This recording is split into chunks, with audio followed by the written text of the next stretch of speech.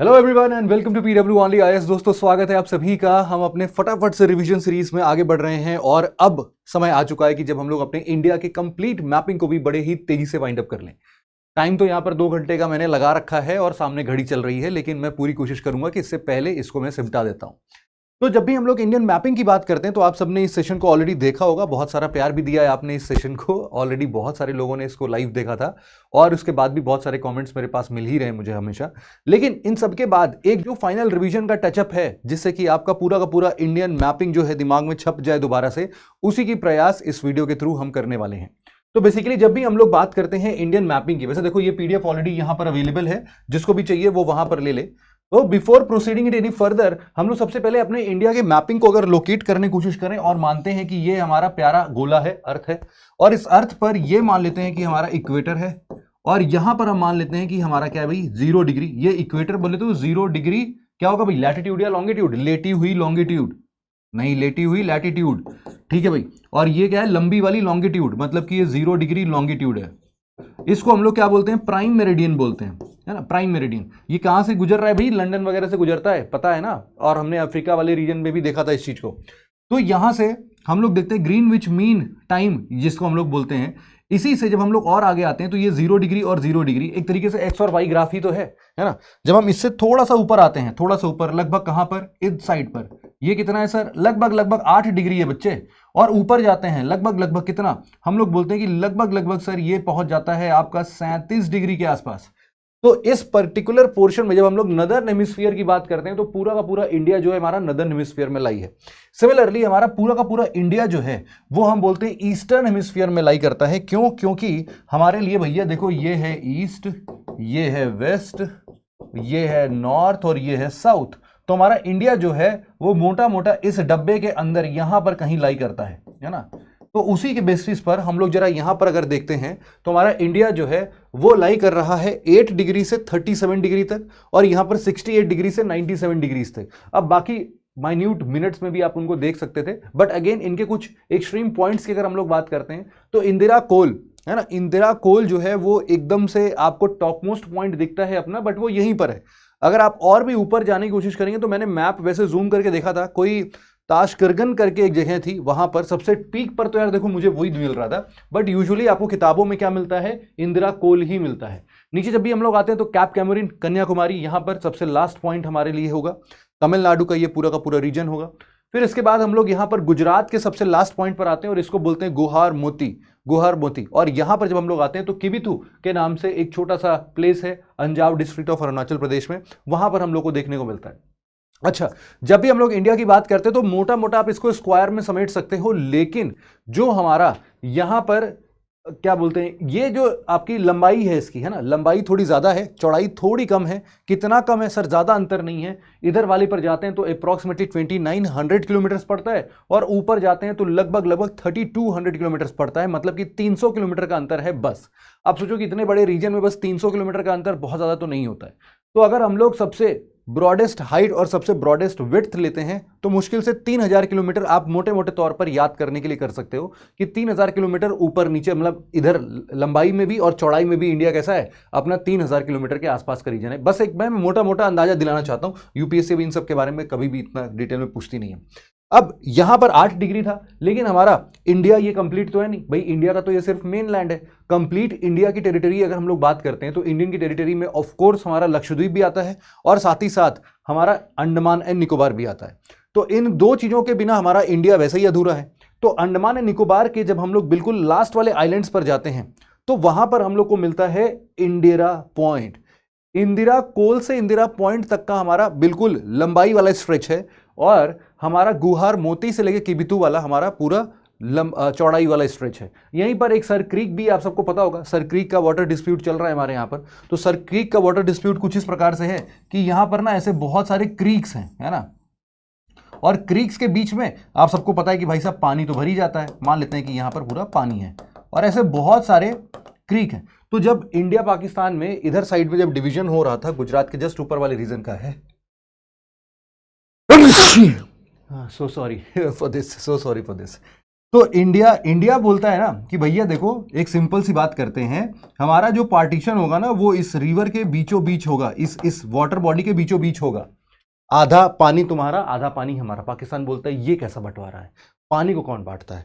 ऐसा करते हैं, सिंपल सी बात करते हैं भाई साहब, देखो ये वाला हिस्सा जो है, इस वाले को हम बॉर्डर मानते हैं, ये पूरा पानी हमारा है, तुम्हारा सिर्फ जमीन जमीन है। तो again this is a disputed territory, sir creek जिसको हम लोग बोलते हैं भाई, ठीक है। ऊपर भी आपको कुछ कुछ डिफरेंशिएशन में कुछ कुछ पॉइंट्स मिलेंगे। इस वाले रीजन को भी जरा हम लोग अभी गौर से देख लेते हैं एक बार। ऊपर हम आगे बढ़े इससे पहले छोटी सी इंफॉर्मेशन हम और ले लेते हैं कुछ कुछ बेसिक पॉइंट्स की। जैसे कि हमें सबको पता है यार कि ये 8 स्टेट्स हैं जहां से हमारे सभी के, ये क्या बोलते हैं, स्टेट्स जहां से ट्रॉपिक ऑफ कैंसर गुजरता है, 23.5 डिग्री नॉर्थ लैटिट्यूड की हम लोग बात करते हैं, तो ये यहीं से गुजरता है। कौन कौन से? गुजरात, राजस्थान, मध्य प्रदेश, छत्तीसगढ़ और झारखंड, वेस्ट बंगाल, त्रिपुरा और मिजोरम। ये हमारे लिए 8 स्टेट्स ऐसे हैं। सिमिलरली जब हम लोग अपने इंडियन स्टैंडर्ड टाइम की बात करते हैं, इंडियन स्टैंडर्ड टाइम की बात कैसे कर सकते हैं हम लोग भाई? अभी अभी जैसे हमने बताया था कि भैया ई है हमारा गोला, और ये हमारे गोले पर ये हम लोग मान लेते हैं कि अगर हमारा 0 डिग्री है और ये हमारा क्या है भाई, अगर हमारा 0 डिग्री इक्वेटर है, तो हम लोग बेसिकली इस लंबाई वाली चीजों को देखते हैं। और यहां से जब भी हम लोग अपने इंडिया का एक ऐसे लाइन ड्रॉ करते हैं, है ना, तो एक स्टैंडर्ड टाइमलाइन हम लोग को पता होना चाहिए। जैसे अभी अभी हमने बोला कि भैया देखो इंडिया जो है वो लगभग यहां पर इस डिब्बे में कहीं पर आएगा, है ना, थोड़ा सा लंबाई ज्यादा कर देता हूं इसका, है ना, यहां पर कहीं पर आएगा। तो जायज सी बात है, इससे ना एक पर्टिकुलर लाइन गुजरनी चाहिए, यहां से गुजरती है, जो कि इंडिया को कुछ इक्वल हाफ्स में डिवाइड करे। और लगभग हम हमेशा देखते हैं कि इसका जो मल्टीपल होता है वो हमेशा 7.5 के मल्टीपल में चलता है। वैसा क्यों है? इसके पीछे बहुत ही सिंपल सा रीजन है कि टोटल जब अर्थ घूमती है तो इसका मतलब है कि वो 360 डिग्री टर्न अराउंड करती है, और इसको जब हम लोग 24 घंटे से मल्टीप्लाई करते हैं तो मैक्सिमम हम लोग इसको, वैसे तो देखो 48 से डिवाइड कर देते हैं। क्यों? क्योंकि हमें आधे घंटे का ही गैप चाहिए। ऐसा नहीं होना चाहिए कि जो प्राइम मेरिडियन पे 12 बज रहा है तो किसी के स्टैंडर्ड टाइम पर 10:06 हो रहे हैं या 7:30 हो रहे हैं। ऐसा नहीं चाहिए, हमको क्लियर गाइडलाइन चाहिए कि 5 घंटे की, 5.5 घंटे की, 6 घंटे। तो हमने बोला ठीक है भैया 5 घंटे और 6 घंटे नहीं, 5.5 कर लेते हैं। तो हम 5.5 घंटे इनसे आगे चलते हैं, है ना, क्योंकि हमारा जो अर्थ रोटेट करता है वो कैसे करता है, इस डायरेक्शन में रोटेट कर रहा है। तो हमारा ये वाला हिस्सा, और इधर मान लेते हैं कि हमारा सन है, तो सन के हिस्से पर हम लोग पहले पहुंचते हैं, बाद में हमारा प्राइम मेरिडियन आता है। तो हम 5.5 घंटे इनसे आगे चलते हैं, इसलिए +5 आवर 30 मिनट्स लिखा होता है। और इसी को हम लोग क्या बोलते हैं, 82.5 डिग्री लॉन्गिट्यूड। आप गुणा भाग करके देख लोगे तो पूरा का पूरा आपको बिल्कुल एग्जैक्टली 5.5 घंटे ही दिखेंगे ये। ठीक है भाई। अब यहां पर हम लोग समझते हैं, जैसे ये मैं क्यों बोल रहा हूं ना, इन दोनों का रिलेशन कैसे, अरे ऐसे है कि 24 घंटे बराबर, अगर तुम ऐसे देख लो कि 360 डिग्री के बराबर अगर 24 घंटे है, तो फिर तुम्हारा 82.5 डिग्री के बराबर कितना घंटा होगा? जब तुम इसको मैथ से कैलकुलेट करोगे तो 5.5 घंटे आएंगे। ठीक है, यही मैं बता रहा था तुम्हें। और जो इंडियन स्टैंडर्ड टाइम है वो हमारे मिर्जापुर डिस्ट्रिक्ट में 1 घंटा का है भाई साहब, वहीं से गुजरती है। उसको बेस मानते हुए हम लोगों ने उसको फाइनलाइज किया है। यूपी, एमपी, छत्तीसगढ़, ओडिशा और आंध्र प्रदेश, ये हमारे पास टोटल मिला के ऐसे 5 स्टेट्स हैं जहां पर आप पूरे तरीके से देख सकते हो कि इंडियन स्टैंडर्ड टाइम यहां से गुजरता है। ठीक है भाई। इन सबके बाद बेसिकली हम लोग ना एक चीज बस छोटी सी और देख लेते हैं, जिसको हम लोग बोलते हैं यार अपना जम्मू कश्मीर का इस टाइम का रीजन। आप सबको पता है काफी इंपॉर्टेंट रहा है ये हम रिसेंटली इधर बीच हम लोगों के लिए। तो सबसे पहले कुछ बेसिक इंफॉर्मेशन मैं आपको देना चाहता हूं कि यहाँ पर आप ये वाला मैप देख लो आप, है ना। इस मैप में आपको कुछ कुछ पॉइंट्स का पता होना बड़ा जरूरी है। ये कुछ प्रपोज्ड यूनियन टेरिटरी थी, अब तो प्रॉपर स्टेट बन गई है। तो यहां पर आप देख सकते हैं कि हमारे लिए ये वाला जो एरिया है, इतना एरिया, वो पूरा का पूरा क्या है, लद्दाख का एरिया है। और ये वाला जो एरिया है वो जम्मू एंड कश्मीर का एरिया है। ठीक है, तो जम्मू एंड कश्मीर और इधर क्या है भाई, अपना पूरा का पूरा लद्दाख रीजन है। अब यहां पर कुछ कुछ चीजों को हम और ध्यान दे देते हैं। जैसे कि मैं आपको एक ग्रीन कलर से एक और टेरिटरी दिखाता हूं। ये रीजन देखो आप, ये वाला जो रीजन हम बोलते हैं, इसको हम लोग बोलते हैं लाइन ऑफ कंट्रोल, है ना, लाइन ऑफ कंट्रोल, जो कि 1972 में फिक्स की गई थी। इसका एक डिस्प्यूटेड पार्ट भी है। यहां पर एक पॉइंट है जिसको हम लोग बोलते हैं, ये वाले पॉइंट को हम लोग क्या बोलते हैं, NJ9842। दोनों का, इस पॉइंट का मकसद ये है कि पाकिस्तान बोलता है कि नहीं, इस पॉइंट से इसी के पैरेलल ही लाइन ड्रॉ होती है और उतना पूरा टेरिटरी हमारा था लाइन ऑफ कंट्रोल के अंदर का। और यहां से इंडिया बोलती है कि नहीं, ये जो लाइन सीधे मुड़ी है ना, अब इसके पैरेलल चलती है, वो पूरा इसके पैरेलल देखता है, और इंडिया बोलती है कि नहीं नहीं, इधर जो मुड़ गई है अब लाइन इधर ही जाएगी, तो एक ट्रायंगल बन जाता है।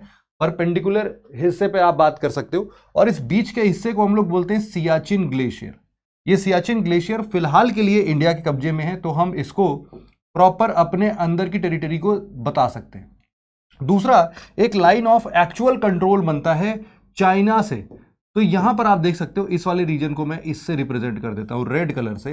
तो रेड कलर का आप जो भी देख रहे हैं, इसको हम लोग क्या बोलते हैं भाई, LAC बोलते हैं, लाइन ऑफ एक्चुअल कंट्रोल बोलते हैं। और इधर वाला हिस्सा जो आप देख रहे हैं, इसको हम लोग बोलते हैं अक्साई चिन एरिया। अक्साई चिन एरिया वही एरिया है जिस पर अभी फिलहाल के लिए चाइना ने इसको ऑक्युपाई कर रखा है।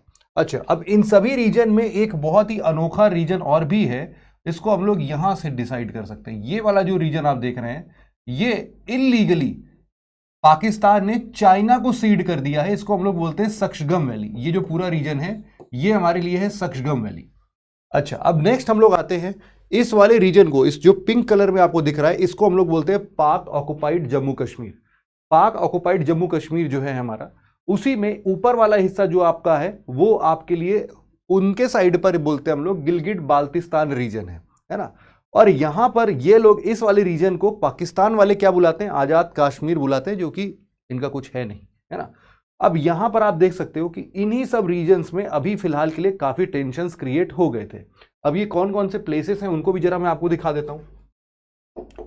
यहां पर आप जरा ध्यान से देखना, मैप थोड़ा सा आपके लिए ब्लरी हो सकता है, ज्यादा हो सकता है, but again let me define each and everything. जैसे कि मैंने अभी आपको बताया था कि ये वाला रेंज जो आप बोल रहे हो, ये आपका 1972 वाला लाइन ऑफ कंट्रोल है ना। और जो इधर वाला रीजन आप देख रहे हो, ये वाला आपका लाइन ऑफ एक्चुअल कंट्रोल है, ये लाइन ऑफ एक्चुअल कंट्रोल है। अब ये लाइन ऑफ एक्चुअल कंट्रोल जो है दूसरे दोनों जगहों पर, अब आप कुछ कुछ चीजों को और ध्यान देना, इसी में मैं आपको भी जब पढ़ाऊंगा तो आपके लिए थोड़ी सी बातें और भी क्लियर हो जाएंगी वैसे तो। बट यहां पर आप देख सकते हैं कि ये वाला जो रीजन है आपका, ये है आपका काराकोरम रेंज, है ना, यहीं पर है काराकोरम रेंज, और ये है आपके लिए लद्दाख रेंज। छोटी छोटी बातें हैं। हम लोग फिर नीचे आएंगे तो यहां पर कहीं जंस्कर रेंज भी देखेंगे, इस वाले रीजन में हम लोग क्या देखेंगे, जंस्कर रेंज देखेंगे। तो काराकोरम, लद्दाख और जंस्कर रेंज, ये 3 रेंजेस हैं। अब आप जब भी इंडस रिवर की बात करोगे, तो इंडस रिवर आपकी कहां से बह रही है भाई, इंडस रिवर देखो ये बह रही है, यहां से इंडस रिवर ये निकल रही है, इंडस रिवर ये रही है आपकी, ये इंडस रिवर चल रही है, और गिलगिट बाल्टिस्तान रीजन से ऊपर आते आते आते आते फिर इधर साइड से ये पूरी टर्न होके इस साइड में पाकिस्तान में जा मिलेगी। तो यहां पर एक तो ये रीजन आपको क्लियरली डिफाइन हो जाएगा। अब देखोगे आप तो क्लियर हो रहा होगा कि इंडस रिवर आपके लद्दाख और जंस्कर रेंज के बीच से ही फ्लो करती है। अब यहीं पर आपको कुछ कुछ चीजें और ध्यान देनी है, जैसे कि नुब्रा वैली, जैसे कि ये वाला तो अपना सियाचिन ग्लेशियर हो गया, अब ये काराकोरम हो गया, इसके ऊपर का हिस्सा जो आप देख रहे हो, इसको हम लोग बोलते हैं ट्रांस काराकोरम ट्रैक्ट, है ना। वैसे ही ये ट्रांस हिमालय का पार्ट है, और वो ऊपर वाला हिस्सा जो है वो ट्रांस काराकोरम रेंज है। इसी में कुछ रीजन्स को अगर मैं और अच्छे से डिफाइन करने की कोशिश करूं तो वो कुछ इस प्रकार से दिख सकता है। यहीं पर आप देखोगे, यहां पर जैसे बहुत सारे रीजन्स आपको देखने को मिलेंगे, जैसे कि यहां पर मैं दिखा देता हूं, ये देखो, ये आपका पहलगाम है, यहां पर ये पहलगाम है, यहीं पर ये अनंतनाग है, ये आपका श्रीनगर है, और श्रीनगर के पास में ही आपको वूलर लेक दिखेगा यहां पर, ठीक है भाई। अब इसके नीचे आओगे तो ये देखो बारामूला है, ये कुपवाड़ा है, और जितने भी फेमस प्लेसेस आपने अभी इधर बीच रिसेंटली नाम सुने होंगे, है ना, जैसे ये उधमपुर हो गया। सिमिलरली जब आप पाकिस्तान के साइड में आओगे तो आपको इस्लामाबाद बहुत ही पास में दिखता है, मतलब जम्मू के, और या फिर इनफैक्ट श्रीनगर की बात करते हो आपको, तो ये बहुत ही मतलब पास वाले रीजन्स में आपको देखने को मिलता है। अब दूसरा, यहां पर आप देखोगे तो इंडिया से अपनी एक अफगानिस्तान की बॉर्डर भी शेयर होती है यहां पर, है ना। ये हमेशा याद रखना कि इंडिया से अफगानिस्तान का बॉर्डर भी शेयर होता है, और इसको हम लोग बोलते हैं वखां कॉरिडोर, वखां बॉर्डर या फिर वखान कॉरिडोर। इतनी बातें अगर आपके मन में क्लियर हो गई हैं तो मोटा मोटा आपका ये रीजन भी क्लियर है। अभी इसमें हम और डिटेल में बात करेंगे, जैसे कि यहां पर आप देख रहे हो तो आपका पीर पंजाल रेंज है, आगे इसी में नीचे धौलाधर रेंज आ जाएगा। तो ये सारी बातें अभी हम लोग कर लेते हैं। ये पूरा कश्मीर वैली वाला रीजन है आपका, है ना। और फिर हम लोग बोलते हैं कि ग्रेटर हिमालयाज कहाँ से चलता है, तो हम लोग बोलते हैं ना, ग्रेटर हिमालयाज जो हैं वो आपके नंगा पर्वत से चलते हैं, तो वो कुछ इस सिचुएशन में आगे बढ़ते हैं। तो ये आप जो देख रहे हो इस वाले रीजन में, ये रहा आपका नंगा पर्वत। अब ऐसे ही इसी नंगा पर्वत के आगे जब हम लोग जाते हैं तो नेपाल वाले रीजन में जब हम लोग आगे बढ़ते हैं तो उस रीजन में आपको एवरेस्ट माउंटेन्स वगैरह भी इसी सेक्शंस में देखने को मिलते हैं। ठीक है भाई, नेक्स्ट आगे बढ़ते हैं हम लोग। ये वाला मैप हम लोगों ने ऑलरेडी कवर कर रखा है। अब यहाँ पर ना मोटा मोटा जरा हम लोग डिफरेंशिएशन करके देखना चाहते हैं कि हमारा जो पूरा का पूरा फिजिकल मैप का पार्ट है उसमें क्या क्या हिस्से होते हैं। तो आपके पूरे इंडियन मैप के फिजिकल हिस्से में कुछ ये सारी चीजें आती हैं। हिमालयास के कुछ हिस्से आते हैं, आपको पता है ऊपरी हिस्से में हिमालय आता है, आपका ट्रांस हिमालय, हिमाद्री, हिमाचल, शिवालिक्स और पूर्वांचल हिमालयास। सिमिलरली आपके नदर्न प्लेन्स आते हैं, वो नदर्न प्लेन्स आपका यूपी बिहार वाला पूरा बेल्ट जो है वो एकदम प्लेन एरिया एल्यूवियल सॉइल से डिपॉजिटेड। फिर आता है आपका डिजर्ट एरिया, जहां पर आपको थार डिजर्ट, एक छोटा सा राजस्थान का बिल्कुल वेस्टर्न हिस्सा है। फिर इसके बाद पेनिनसुलर इंडिया की हम लोग बात करते हैं। पेनिनसुलर इंडिया में आपको मिलते हैं Aravallis, Marwar plateau, Bundelkhand, Baghelkhand, Malwa plateau, Vindhya ranges.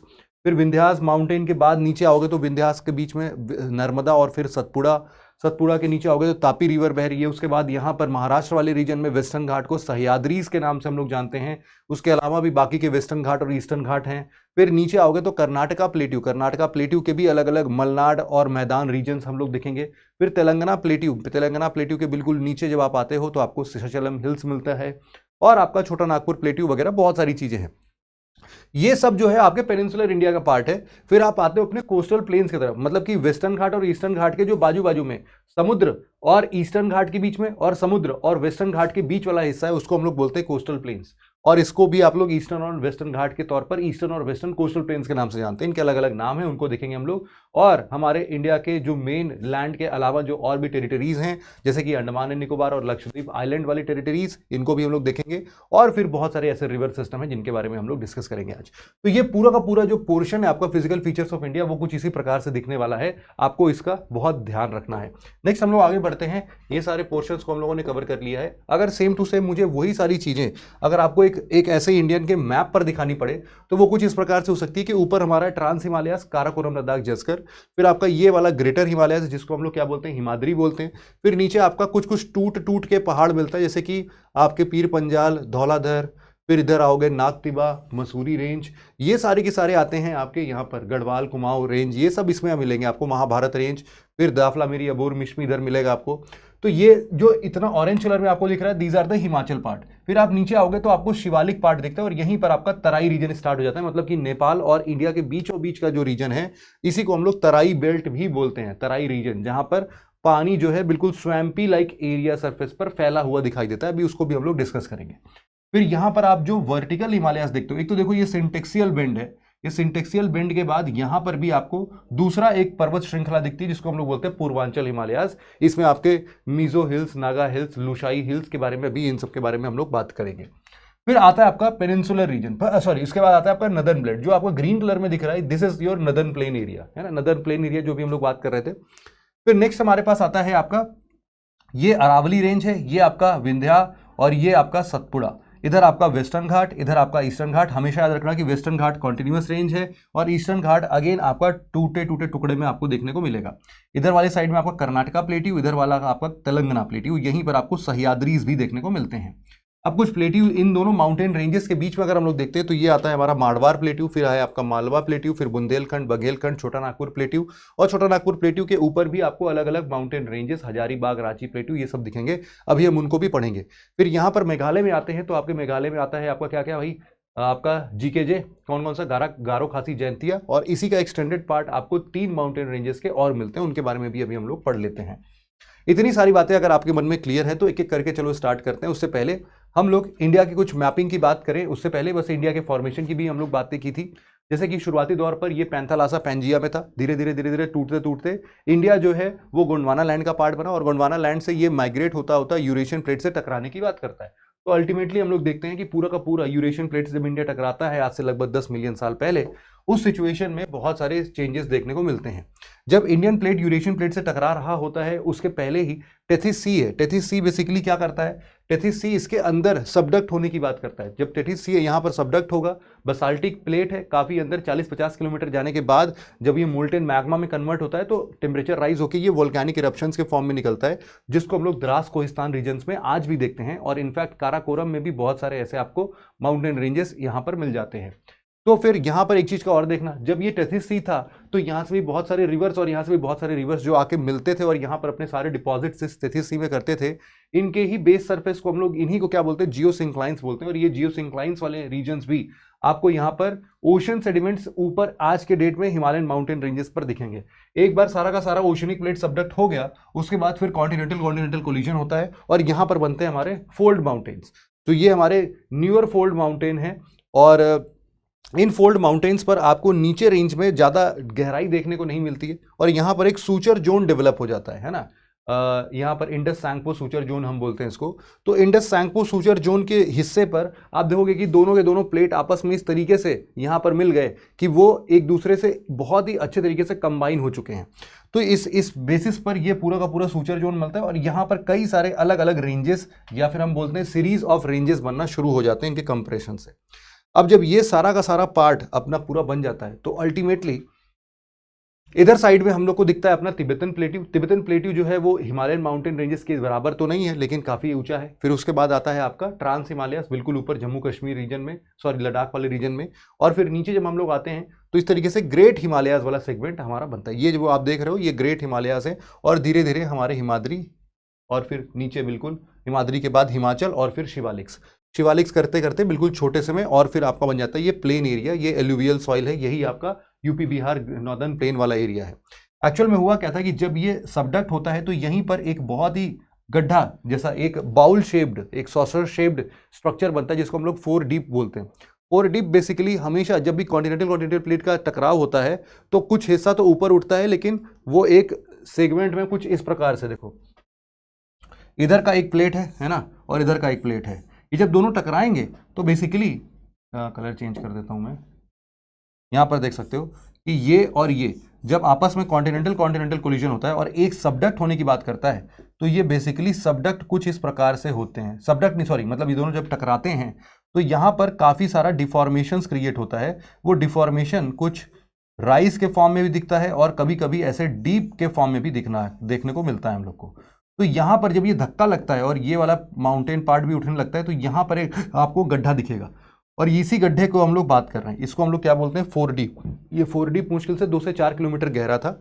इस फोर डीप में जितने भी river system, perennial river system जो कि चट्टानों को काटते हुए यहाँ पर, सॉरी पेरेनियल बोल रहा हूँ, एंटीसीडेंट रिवर सिस्टम जो होती हैं, एंटीसीडेंट रिवर सिस्टम चट्टानों को काटते हुए सेम उसी पोजीशन पर सारे डिपॉजिट्स लेकर आती हैं और इन सभी डिपॉजिट्स को यहाँ पर ये फिल कर देता है। ये जो पूरा फिल हो गया और ये पूरा एक प्लेन रीजन बन गया, इसी को हम लोग आगे चल के नदर्न प्लेन्स का नाम देते हैं। और यहाँ पर सारा का सारा बिल्कुल सबसे रीसेंट अगर हम अपने फिजियोग्राफिक रीजन की बात करते हैं तो वो नदर्न प्लेन्स ही कहलाता है। उससे पहले कौन बना भाई, हमारे माउंटेन रेंजेस बने, और उससे भी पहले क्या बना, हमारा डेक्कन प्लेट्यू बना।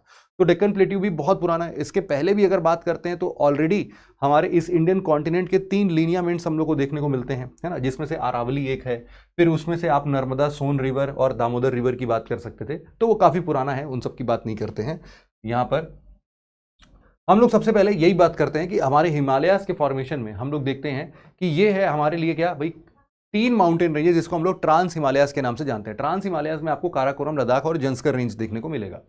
काराकोरम, लद्दाख, जंस्कर, कलेजा से याद कर लेना भैया, कलेजा ठंडा हो जाएगा तुम्हारा इनको याद करने के बाद। काराकोरम, लद्दाख और जंस्कर, ये 3 चीजों के बाद आपको काराकोरम पर 2-3 माउंटेन रेंजेस को बहुत इंपॉर्टेंटली देखना है। हमारा K2 गॉडविन ऑस्टिन माउंटेन है, ये हमारे पूरे इंडिया का सबसे हाईएस्ट माउंटेन पीक है। हाइट इसकी लगभग 8611 है और कंपेयर करें 8848 किलोमीटर, मुश्किल से 250-300 मीटर ये कम है माउंट एवरेस्ट से। तो आपका गॉडविन ऑस्टिन K2 माउंटेन काफ़ी इंपॉर्टेंट हो गया। अब यहाँ पर आप रकापोशी आप देखने की कोशिश करो। अच्छा, अब एक चीज़ मैं बस आपको ये बताता हूँ, अगर सियाचिन ग्लेशियर के कंपैरिजन में आपको K2 माउंटेन का थोड़ा भी जिक्र देखना है तो आप इस मैप को जरा और डिटेल से देख सकते हो।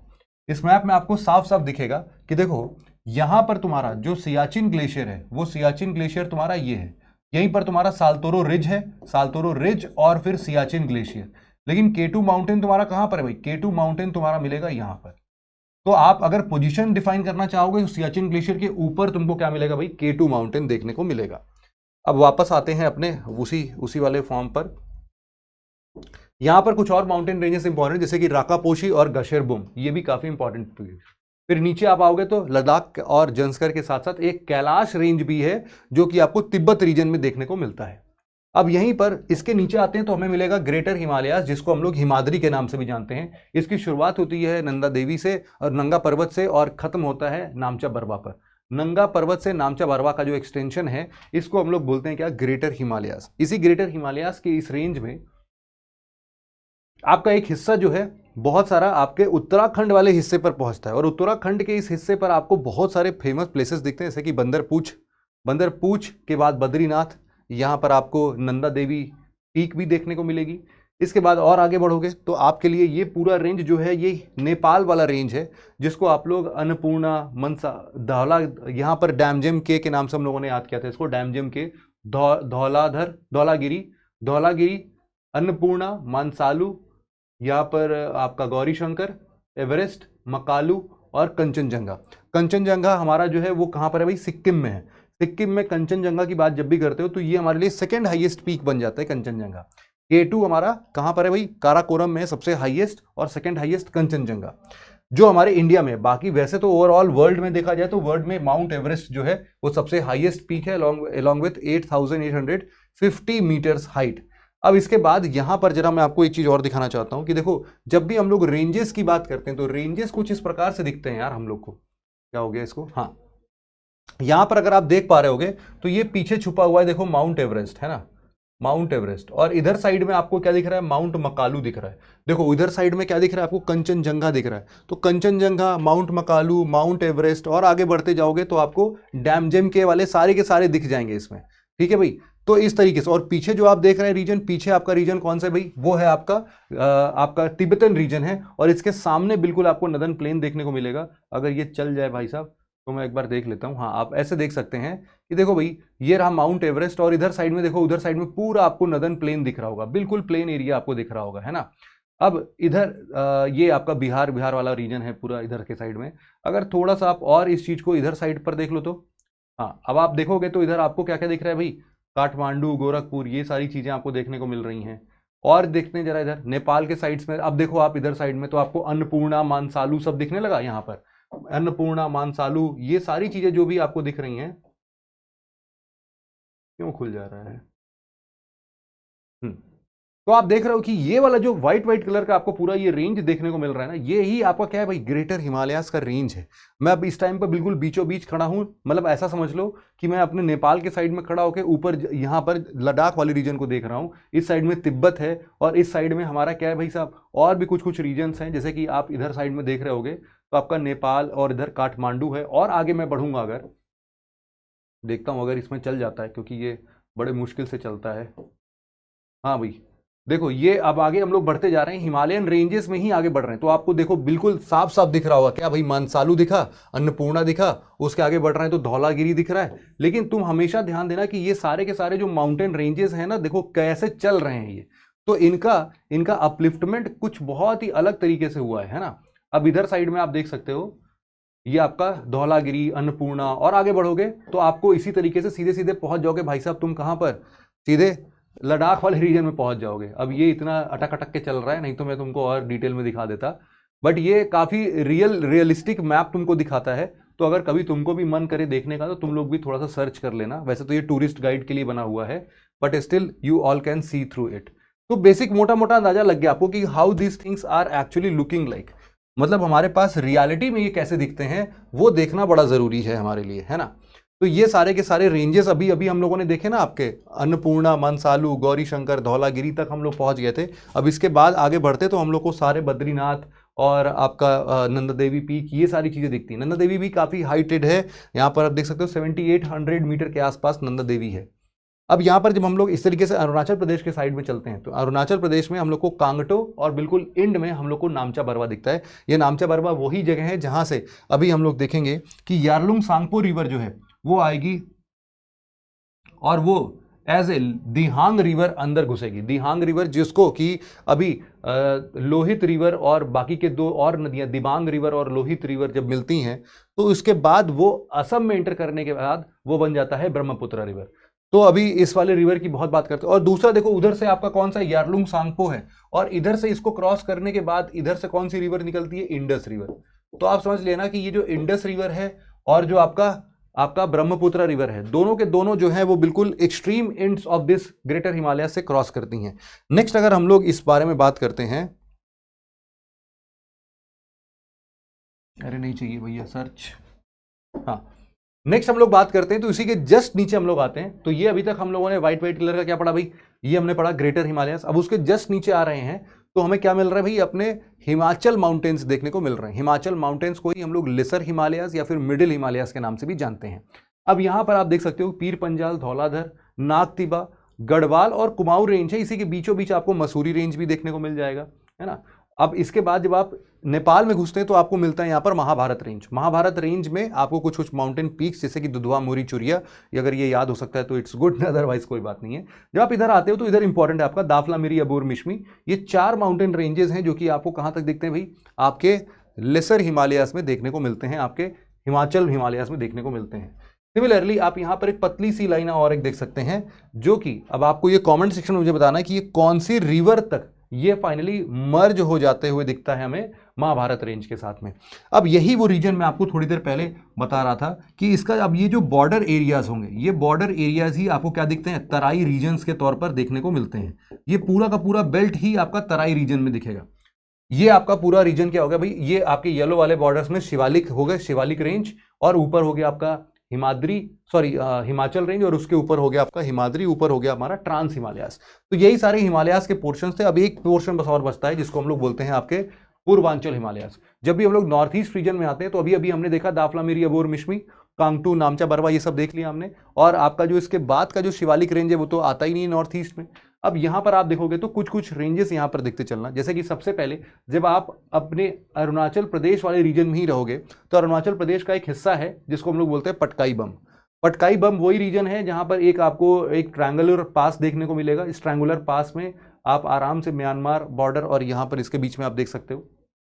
नेक्स्ट आपका आता है क्या, यहां पर आता है आपका नागा हिल्स। और नागा हिल्स की सबसे हाईएस्ट पीक कौन सी है, शरामती रिवर। शर्म आती है तुमको नागा बनने में, है ना, तो ऐसा मत कहो भाई, है ना। तो यही आप कुछ ना कुछ रिलेट कर लेना इसको। नागा लोगों को पता है ना कि वो थोड़े साधु महात्मा टाइप के लोग, यहाँ वाले नागा नहीं, जो एक्चुअल नागा लोग जो आते हैं यहाँ पर, अरे आपको कुंभ में बहुत सारे नागा साधु दिख जाएंगे, तो वो जो नागा साधु होते हैं उनकी बात कर रहे हैं। तो नागा साधु वैसे कोई कपड़े तो पहनते नहीं है वो लोग, तो उनको शर्म नहीं आती भाई, तो शर्माती है ही नहीं। तो ऐसा कुछ याद कर लेना, नागा हिल्स का शर्माती। नेक्स्ट हम लोग देखते हैं क्या, मणिपुरी हिल्स। मणिपुरी हिल्स में जो आपको एक बहुत इंपॉर्टेंट पीक देखने को मिलता है वो है माउंट ईसो, और यहीं पर एक इंपॉर्टेंट हिल है बिल्कुल लास्ट में, इसमें दिखता है लाइमतोई हिल्स। सिमिलरली जब आप मिजोरम वाले रीजन में आते हैं तो मिजोरम में लास्ट में आपको मीजो हिल्स देखने को मिलता है। मीजो हिल्स में ही इसमें हम लोग एक लुशाई हिल्स देखते हैं, और यहीं पर बिल्कुल लास्ट में आपको एक ब्लू माउंटेन देखने को मिलता है जिसको हम लोग फैंग पुई के नाम से भी जानते हैं। फोंग पुई जो है वो भी यहाँ का बहुत ही सुंदर, बहुत ही इंपॉर्टेंट प्लेस, यहाँ पर आपको बहुत ही यूनिक लैंडस्केप देखने को मिलता है यहाँ पर ब्लू माउंटेन्स के नाम पर। तो इस सब को हम लोग क्या बोलते हैं, पूर्वांचल हिमालयास बोलते हैं। तो ये जितना भी अभी तक हम लोगों ने पढ़ा, these are the only part of Himalayas, मतलब भैया यही है हिमालयास। इसके अलावा तुम अगर यहाँ पर चले जाओ, मेघालय रीजन में चले जाओ, असम के कुछ रीजन्स में चले जाओ, मिकिर, रेगमा, बराइल के लिए, ये सारे के सारे पोर्शन जो भी हम लोग पढ़ेंगे कि नीचे यहाँ पर है अपना प्लेट्यू रीजन्स। इन्हीं प्लेट्यू रीजन्स का फर्दर एक्सटेंशन मिलता है जिसके अंदर हम लोग गारो खासी जयंतिया या फिर मिकिर, रेगमा और बराइल जैसे माउंटेन्स को हम लोग देखने की बात करते हैं। ये 6 के 6 माउंटेन्स जो मैंने अभी नाम लिए हैं, they are not the part of Himalayas. इसके बारे में भी हम लोगों ने बात की थी। नेक्स्ट आता है नदर्न प्लेन्स। अब जब भी नदर्न प्लेन्स की बात आती है तो नदर्न प्लेन्स को भी 4-5 हिस्सों में हम लोग डिवाइड करके देख लेते हैं। सबसे पहला वाला जो इधर पार्ट है वो आता है आपके राजस्थान के एरिया में। ये देखो, ये वही रीजन है जिसको कि आपके इधर की जितनी भी नदियां हैं, हिमालयन माउंटेन्स की जो भी रिवर सिस्टम है, जो सेडिमेंट्स डिपॉजिट कर करके उन्होंने जिस गड्ढे को भर दिया, उसी गड्ढे को भरने के बाद ही हम उसको क्या बोलते हैं, 4 डीप को भरने के बाद ही हम उसको ग्रेट प्लेन्स के नाम से जानते हैं। और वो यही है पूरा का पूरा ग्रेट प्लेन्स, जिसमें कि राजस्थान प्लेन्स है, इधर ऊपर के साइड में पंजाब रीजन्स में आप देखते हो तो पंजाब प्लेन्स है, इधर आपको गंगा वाला पूरा आ जाता है तो इसीलिए गैंगेटिक प्लेन्स हम इसको बोलते हैं। और यहाँ पर एक पर्टिकुलर रीजन के बाद तीस्ता रिवर वगैरह की आप बात कर सकते हो, काली रिवर्स की बात, सॉरी नहीं, कोसी रिवर के बाद का जो टेरिटरी है वो आपके लिए किस में आ जाता है, असम के अंदर में, मतलब असम के अंडर में नहीं आता, बट उसको हम लोग असम प्लेन्स बोलते हैं। यहाँ सबसे लास्ट रिवर की अगर बात करोगे तो कोसी रिवर आती है बिहार में, तो कोसी रिवर के बाद तुम्हारे असम प्लेन्स की बात हो सकती है। अब यहीं पर तीस्ता रिवर वगैरह भी आपके कंचनजंगा के पास से होती हुई गुजरती हुई दिखाई देंगी। तो असम के कुछ बेल्ट और कुछ आपके वेस्ट बंगाल का कुछ रीजन, ये सारा का सारा असम प्लेन्स के अंदर में आता है। तो ये 5 प्रकार के आपके प्लेन्स हैं, और मैंने यही बताया था कि आपका ये वाला जो रीजन है पूरा तराई रीजन में आपको मिलता है। अब तराई रीजन की बात जब हो ही रही है तो यहां पर जरा हम लोग प्रॉपर तरीके से डील करके देख लेते हैं कि इधर साइड में हम लोगों ने देखा क्या, ट्रांस हिमालयस, फिर ग्रेटर हिमालयस, फिर लेसर हिमालयस, फिर शिवालिक्स की बात की हमने। और इनके बाद देखो क्या होगा कि जब भी नदियां यहां से बहुत तेजी से, अब आपने कभी अगर माउंटेन हिल साइड पर कभी गए होगे तो आप वहां के रिवर सिस्टम का फ्लो देखते हो, कभी ऋषिकेश वगैरह जाओ वहां पर, और इवन उससे भी ऊपर अगर चले गए तो भाई साहब जबरदस्त बहुत फ्लो में नदियां आपको देखने को मिलती हैं, क्योंकि वहीं से ओरिजिन होती हैं। बिल्कुल आपकी रिवर जो होती है बिल्कुल न्यू होती हैं, अभी तुरंत की तुरंत ओरिजिन हुई हैं, तो वहां से उनका जो फ्लो है वो बहुत तेज होता है, जिसकी वजह से वो बहुत बड़े बड़े चट्टानों को तोड़ते काटते हुए वो सब लेके आती है। लेकिन जैसे जैसे वो थोड़ा और आगे बढ़ती हैं तो फिर उनके पास उतना पावर नहीं बचता है। और अभी तक तो यहाँ पर स्लोपी सरफेस था, तो स्लोपी सरफेस पर ऑटोमेटिकली ग्रेविटी उनको पुल करके सारा का सारा पत्थर, बड़ा बड़ा पत्थर चट्टान सब यहाँ पर इकट्ठा करना शुरू कर देता है। अब पत्थर चट्टानों के बीच में बहुत बड़े बड़े स्पेसेस बच जाते हैं, जिसके वजह से नदी जो है वो बिल्कुल ही गायब हो जाती है। जहां पर ये नदी इन पत्थरों के बीच में से गायब हो जाती है उसको हम लोग भाबर रीजन बोलते हैं। और जब यही रिवर भाबर रीजन को क्रॉस करके जब वापस से एक प्लेन एरियाज में आती है, जहां पर वो अपनी पूरी रिवर स्प्रेड को वापस से दिखाती है, उसको हम लोग बोलते हैं तराई रीजन। तराई रीजन जो अभी हम लोग थोड़ी देर पहले बात कर रहे थे, उसके भी जब आगे आते हो तो तुम कुछ हमारा ओल्ड एल्यूवियल, जहां से पहले नदियां कभी बहा करती थीं, जहां की सॉइल्स को बहुत ज़्यादा फर्टाइल माना जाता था, उनको हम लोग ओल्ड एल्यूवियल वाले बंगार को बोलते हैं। और इसी तरीके से जो नए हैं आपके लिए, है ना, इनको हम लोग क्या बोलते हैं भाई, खदार बोलते हैं। जो हमारे न्यू एल्यूवियल हैं, कभी इसमें कंफ्यूजन हो तो ऐसा समझ लेना कि पुराना माल भंगार वाले को बेचते हो ना, तो वही है कि पुराना माल भंगार को बेच दो, भंगारी में दे दो भाई। तो ओल्ड एल्यूवियल जो है वो बंगार हो गया और जो न्यू एल्यूवियल है वो खदार हो गया, ठीक है भाई। और यहाँ पर ये जो न्यू एल्यूवियल है वो ऐसा प्लेस है जहाँ से आज की डेट पर नदियाँ बहती हैं, और उनके जो बिल्कुल इमीडिएट बाजू वाले रीजन्स होते हैं उनको हम लोग क्या बोलते हैं, न्यू एल्यूवियल या फिर खदार रीजन्स हम लोग बोलते हैं भाई, ठीक है। अगला जो पार्ट है हमारा वो जरा हम लोग एक एक करके मतलब अपने डिजर्ट वाले एरियाज को भी देख लेते हैं। तो हमारा जो डिजर्ट एरिया है वो ऐसा नहीं कि पूरे राजस्थान में फैला हो, डिजर्ट एरिया हमारा सबसे वेस्टर्न मोस्ट हिस्सा है हमारे पूरे राजस्थान टेरिटरी का। ऊपर आप देखोगे तो आपको गंगा सागर प्लेन दिखेगा ही दिखेगा। अभी अभी तो हम लोगों ने देखा है कि ये राजस्थान प्लेन्स का पार्ट होता है यहाँ पर, तो ये प्लेन पार्ट है, राजस्थान के अंदर में भी है ना। दूसरा तुम आओगे तो यहाँ पर अरावली रेंज दिखती है। अरावली एक ओल्ड फोल्ड माउंटेन्स ऐसा हमारा बोला जाता है, लेकिन अरावली का रेंज आज के टाइम पर बहुत ज़्यादा हाइट नहीं है इसका। एक टाइम था जब ये माउंट एवरेस्ट से भी ज़्यादा ऊंचा हुआ करती थी, 10 से 11 किलोमीटर तक की हाइट इसकी प्रेडिक्ट की जाती है अलग अलग सोर्सेस में। लेकिन आज के डेट में इसकी हाइट इरोजन और मल्टीपल इरोजन्स के कारण में आप बोल सकते हो कि यहाँ पर इसकी हाइट आज के दिनों में ऑन एन एवरेज 2 किलोमीटर या फिर 1.5 किलोमीटर के आसपास बची हुई है, दैट्स इट। इससे ऊंची आपको अरावलीज नहीं मिलेगी कहीं पर भी। तो अब यहाँ पर आप देख रहे हो तो ये अरावली माउंटेन रेंज बहुत पुराने टाइम से ही बना चला, प्री कैम्ब्रियन एजेस के हैं, ये सब बहुत पुराने माउंटेन्स हैं। और यहाँ पर आपको एक छोटा सा रीजन जो दिख रहा है ये भी आपको एक प्लेन रीजन ही दिखता है, जिसको हम लोग साउथ वेस्टर्न प्लेन्स बोलते हैं। क्यों? क्योंकि यहाँ से भी बहुत सारी रिवर्स निकलती हैं इस अरावली माउंटेन से। अभी मैं आपको उन रिवर्स के बारे में बताऊंगा। तो ये सारे के सारे रिवर सिस्टम इस रीजन को भी प्लेन सरफेस के जैसा बनाते हैं। और नीचे के साइड में जब आप आते हो तो यहीं पर आपको क्या मिलता है, आपका विंध्या रेंजेस देखने को मिलते हैं। ये जो विंध्या रेंजेस है, तो विंध्या रेंजेस से भी कुछ कुछ रिवर्स आती हैं, इसीलिए इस पूरे रीजन को ये काफ़ी प्लेन रीजन्स बनाती है। यहाँ पर भी एग्रीकल्चरल एक्टिविटीज़ होती हैं। जो सबसे लास्ट एंड पड़ता है उसको हम लोग बोलते हैं डिजर्ट एरिया। और वो डिजर्ट एरिया इसलिए भी है क्योंकि देखो यहाँ पर ना बारिश का पानी पहुँचता ही नहीं है।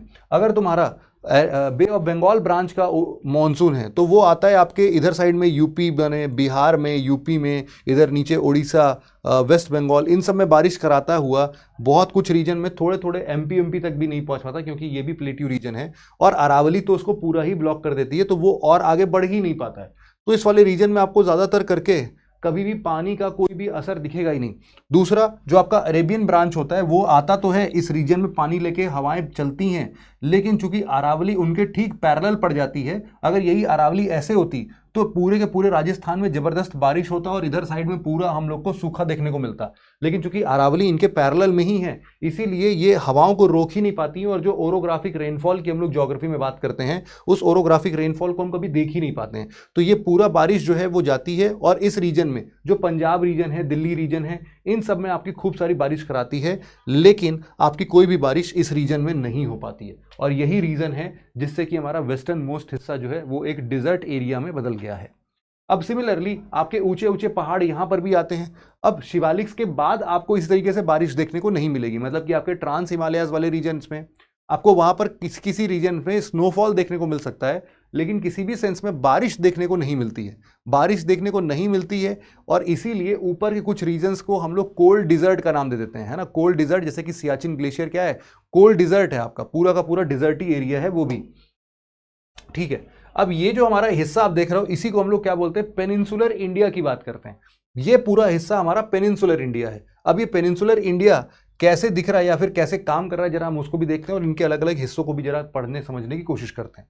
सबसे पहले यहां पर हम लोग समझते हैं कुछ एक रीजन्स को, जैसे कि ये वाला रीजन अभी अभी हमने देखा कि अरावली रेंज था। अरावली रेंज बेसिकली गुजरात के पालमपुर जगह से, डिस्ट्रिक्ट से होता हुआ आपके प्रॉपर दिल्ली रीजन तक आके, दिल्ली रिज तक आके, जहां से मैं पढ़ा रहा हूं ये भी दिल्ली रिज का ही पार्ट है, और ये भी आपको एक हाइटेड प्लेस पर ही दिखता है। ये पूरा का पूरा आपका जो रीजन है, ये आपका पालमपुर से लेकर दिल्ली रिज तक ये पूरा अरावली रेंज फैला हुआ है। जब भी आप आराम से राजस्थान जयपुर के साइड पर चलते हैं तो आपको ये पूरे अरावली रेंजेस बिल्कुल बाजू बाजू में होते हुए मतलब दिखते हैं, पूरे रोड पर दिखते हैं। तो एक बहुत ही बढ़िया मतलब आपको इस सीनिक ब्यूटी देखने को मिलता है।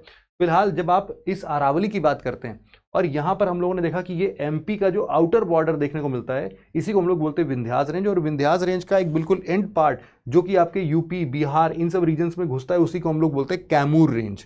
तो कैमूर रेंज और विंध्यास रेंज, और इन दोनों के बीचों बीच आपको बहुत सारे प्लेट्यू रीजन्स देखने को मिलते हैं। इन सबको आप इंटर माउंटेन प्लेट्यू बुला पाओगे क्या? नीचे कमेंट सेक्शन में मुझे जरूर से बताना। यहाँ पर आपको कुछ कुछ रीजन्स देखने को मिलते हैं, जैसे कि मारवाड़ प्लेट्यू देखने को मिलता है, फिर एक मालवा प्लेट्यू है। मालवा प्लेट्यू में आप सबको पता है कि इस वाले रीजन्स में आपको कई बार चंबल बैडलैंड्स भी देखने को मिलते हैं। मतलब बैडलैंड्स मतलब कि यहाँ पर बारिश नहीं पहुँच रही है किसी भी सेंस में, और इसके वजह से यहाँ की ज़मीन जो है बहुत ज़्यादा इरोड हो चुकी है। इरोड होने का मतलब क्या है कि इसका टॉप सॉइल बिल्कुल ख़त्म ही हो गया है। अब टॉप सॉइल बिल्कुल ख़त्म हो गया है, फॉल्टी एग्रीकल्चरल प्रैक्टिसेस यहाँ पर बहुत ज़्यादा हुए थे, तो इन सब की वजह से अब ये पूरा का पूरा बैडलैंड्स में बदल चुका है। बैडलैंड्स जहाँ पर अब कोई भी फर्टिलिटी उनकी है ही नहीं। अब इसीलिए इतने बड़े बड़े गड्ढे वहाँ पर, और इनका टॉप सॉइल जैसे ही इरोड हो जाता है, गली इरोजन जिनको हम लोग बोलते हैं, गली काट काट के मतलब एकदम डीप हाइटेड ऐसे ऐसे गलियाँ बन चुकी हैं वहाँ पर, जिससे कि आपको रास्ता ही भटक जाओगे आप, और बिल्कुल बीहड़, बिल्कुल सूखा। तो ऐसे जगहों पर इसीलिए डाकू लोग पहले के ज़माने में रहा करते थे। चंबल का डाकू आप लोग सुनते होंगे, बड़ा ही फेमस सा नाम है। तो वो बेसिकली इसी मालवा प्लेट्यू वाले रीजन की ही बात होती थी। फिर ऊपर आओगे तो आपका ये वाला रीजन जो है ये बुंदेलखंड रीजन में देखने को मिलता है। अभी जो बुंदेलखंड रीजन है, और इसी के बाजू में आप देखोगे तो आपको बघेलखंड रीजन भी देखने को मिलेगा। बघेलखंड की हाइट मतलब विड्थ इतनी ज़्यादा नहीं है, थोड़ी और कम कर लेना। तो ये पूरा बघेलखंड वाला रीजन आपको देखने को मिलता है, ठीक है भाई। अब यहाँ पर जो अरावलीज की हम लोग बात कर रहे थे, अरावलीज की जो सबसे हाईएस्ट पीक आपको देखने को मिलेगी वो राजस्थान के अंदर ही है, गुरु शिखर। गुरु शिखर जो है वो इसकी हाईएस्ट पीक है। सिमिलरली आप कुछ रिवर सिस्टम की बात कर रहे थे, और यहाँ पर मैं बता रहा था ना साउथ वेस्टर्न प्लेन्स एरिया है, तो अरावली से ही यहीं पर लूनी, बनास, साबरमती रिवर वगैरह सब निकलती हैं। और सिमिलरली विंध्यास रेंज से यहाँ पर ऊपर से आप अगर देखोगे तो एक रिवर सिस्टम आपको और देखने को मिलती है, इसको हम लोग बोलते हैं माही रिवर। ये माही रिवर इतनी इंपॉर्टेंट क्यों है भाई? माही रिवर इसलिए इतनी इंपॉर्टेंट है क्योंकि ये वही रिवर सिस्टम की हम बात कर रहे हैं जो कि हमारे ट्रॉपिक ऑफ कैंसर को 2 बार कट करती है, ठीक है भाई। आगे बढ़ते हैं हम लोग, यहाँ पर जरा और चीज़ों की बात करते हैं। सिमिलरली गुजरात में अगर हम लोग बात करते हैं तो यहाँ पर कुछ आपका जो पूरा का पूरा काठियावाड़ पेनिनसुला जिसको हम लोग बोलते हैं, तो काठियावाड़ पेनिनसुला के बिल्कुल इधर साइड में आपको गिरनार माउंटेन और गिर माउंटेन रेंजेस भी देखने को मिलते हैं। अब थोड़ा इधर साइड में आते हैं। इधर साइड में हमारा है झारखंड वाले रीजन में, आपको पता ही है छोटा नागपुर प्लेट्यू। छोटा नागपुर प्लेट्यू कुछ ऐसे रीजन्स को डिनोट करता है जहां पर आपको बहुत ज़्यादा रिच आपके कोल के रीजन्स और बहुत ही ज़्यादा आयरन के ओर देखने को मिलते हैं। और ये one of those unique places हैं हमारे इस अर्थ पर जहां पर आयरन ओर और कोल दोनों बिल्कुल पास ही पास रीजन्स में देखने को मिलते हैं।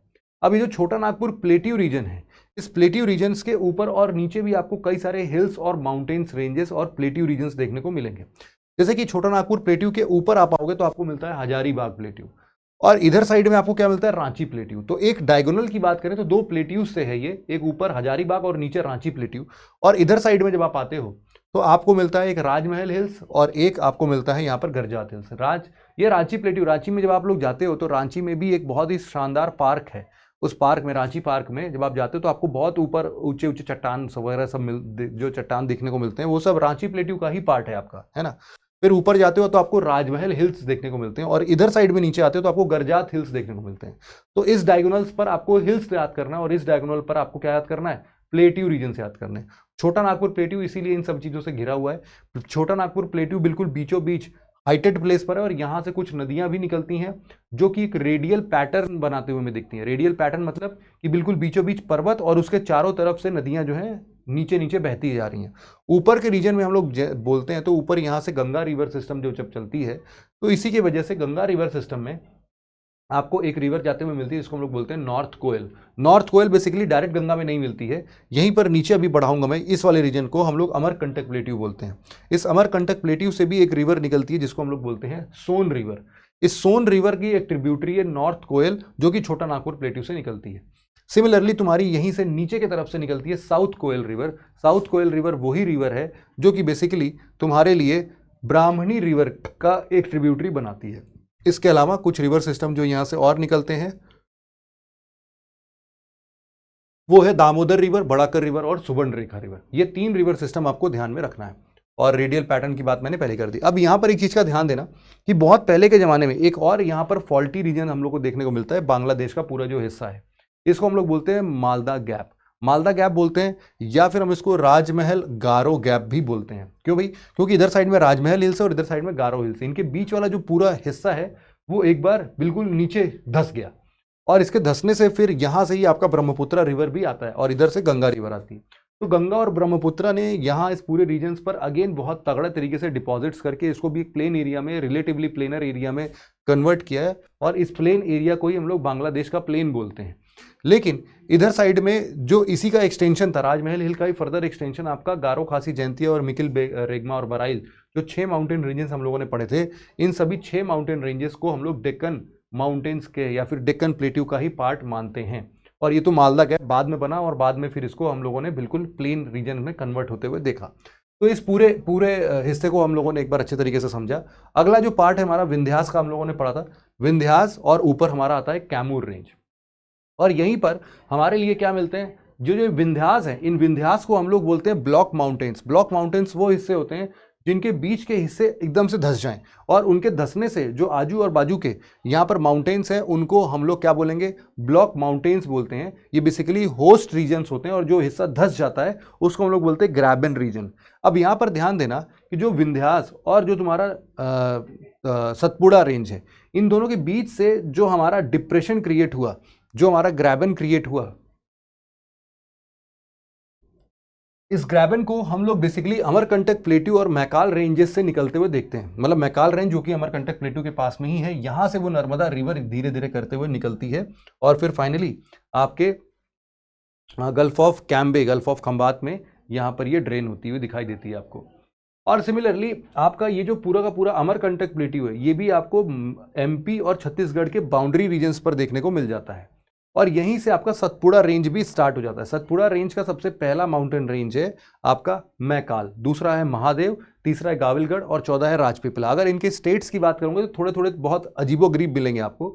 जहां मैकाल रेंज ज़्यादातर हिस्सा छत्तीसगढ़ में है, वहीं आपके महादेव हिल्स का ज़्यादातर हिस्सा MP में है। सिमिलरली आपके गाविलगढ़ का ज़्यादातर हिस्सा महाराष्ट्र में है, और आपके राजपीपला का ज़्यादातर हिस्सा गुजरात में है। तो ये 4 रेंजेस लेकिन 4 अलग अलग स्टेट्स में होकर गुजरते हैं।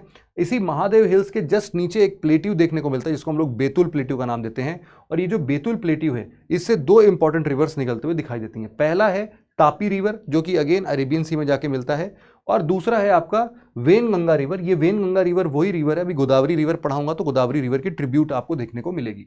ये सारा का सारा रीजन जो है हमारा किसका हो गया भाई, हमारा पूरा प्लेट्यू रीजन आधे तक में हो चुका है। आगे बढ़ते हैं हम लोग, आगे बढ़ते हैं तो हमें सह्याद्रीज दिखती हैं।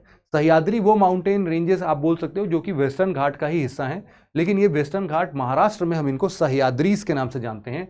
ऊपर अभी अभी हम लोगों ने क्या देखा है भाई, आपका मैकाल, महादेव, गाविलगढ़ और राजपीपला देखा है हमने। उसी के जस्ट नीचे, मतलब कि सतपुड़ा माउंटेन के जस्ट नीचे पार्ट में आओगे तो आपको अजंता, सतमाला, बालाघाट और हरिश्चंद्र रेंज देखने को मिलता है, जो कि आपके वेस्टर्न घाट का ही हिस्सा है। यहीं पर एक इंपॉर्टेंट पीक है इस पूरे वेस्टर्न घाट में, महाराष्ट्र के अंदर में, जिसको हम लोग बोलते हैं कलसुबाई पीक।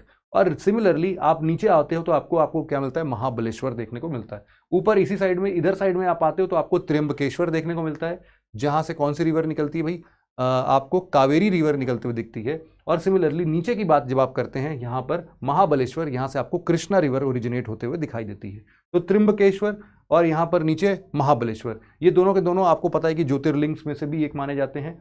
और यहाँ पर बीचों बीच आपको कुछ कुछ ऐसे माउंटेन पासेस दिखते हैं, जैसे कि थाल घाट, भोर घाट, जिसमें कि आपके मुंबई को नासिक से और मुंबई को नासिक से और पुणे से कनेक्शंस भी देखने को मिलता है।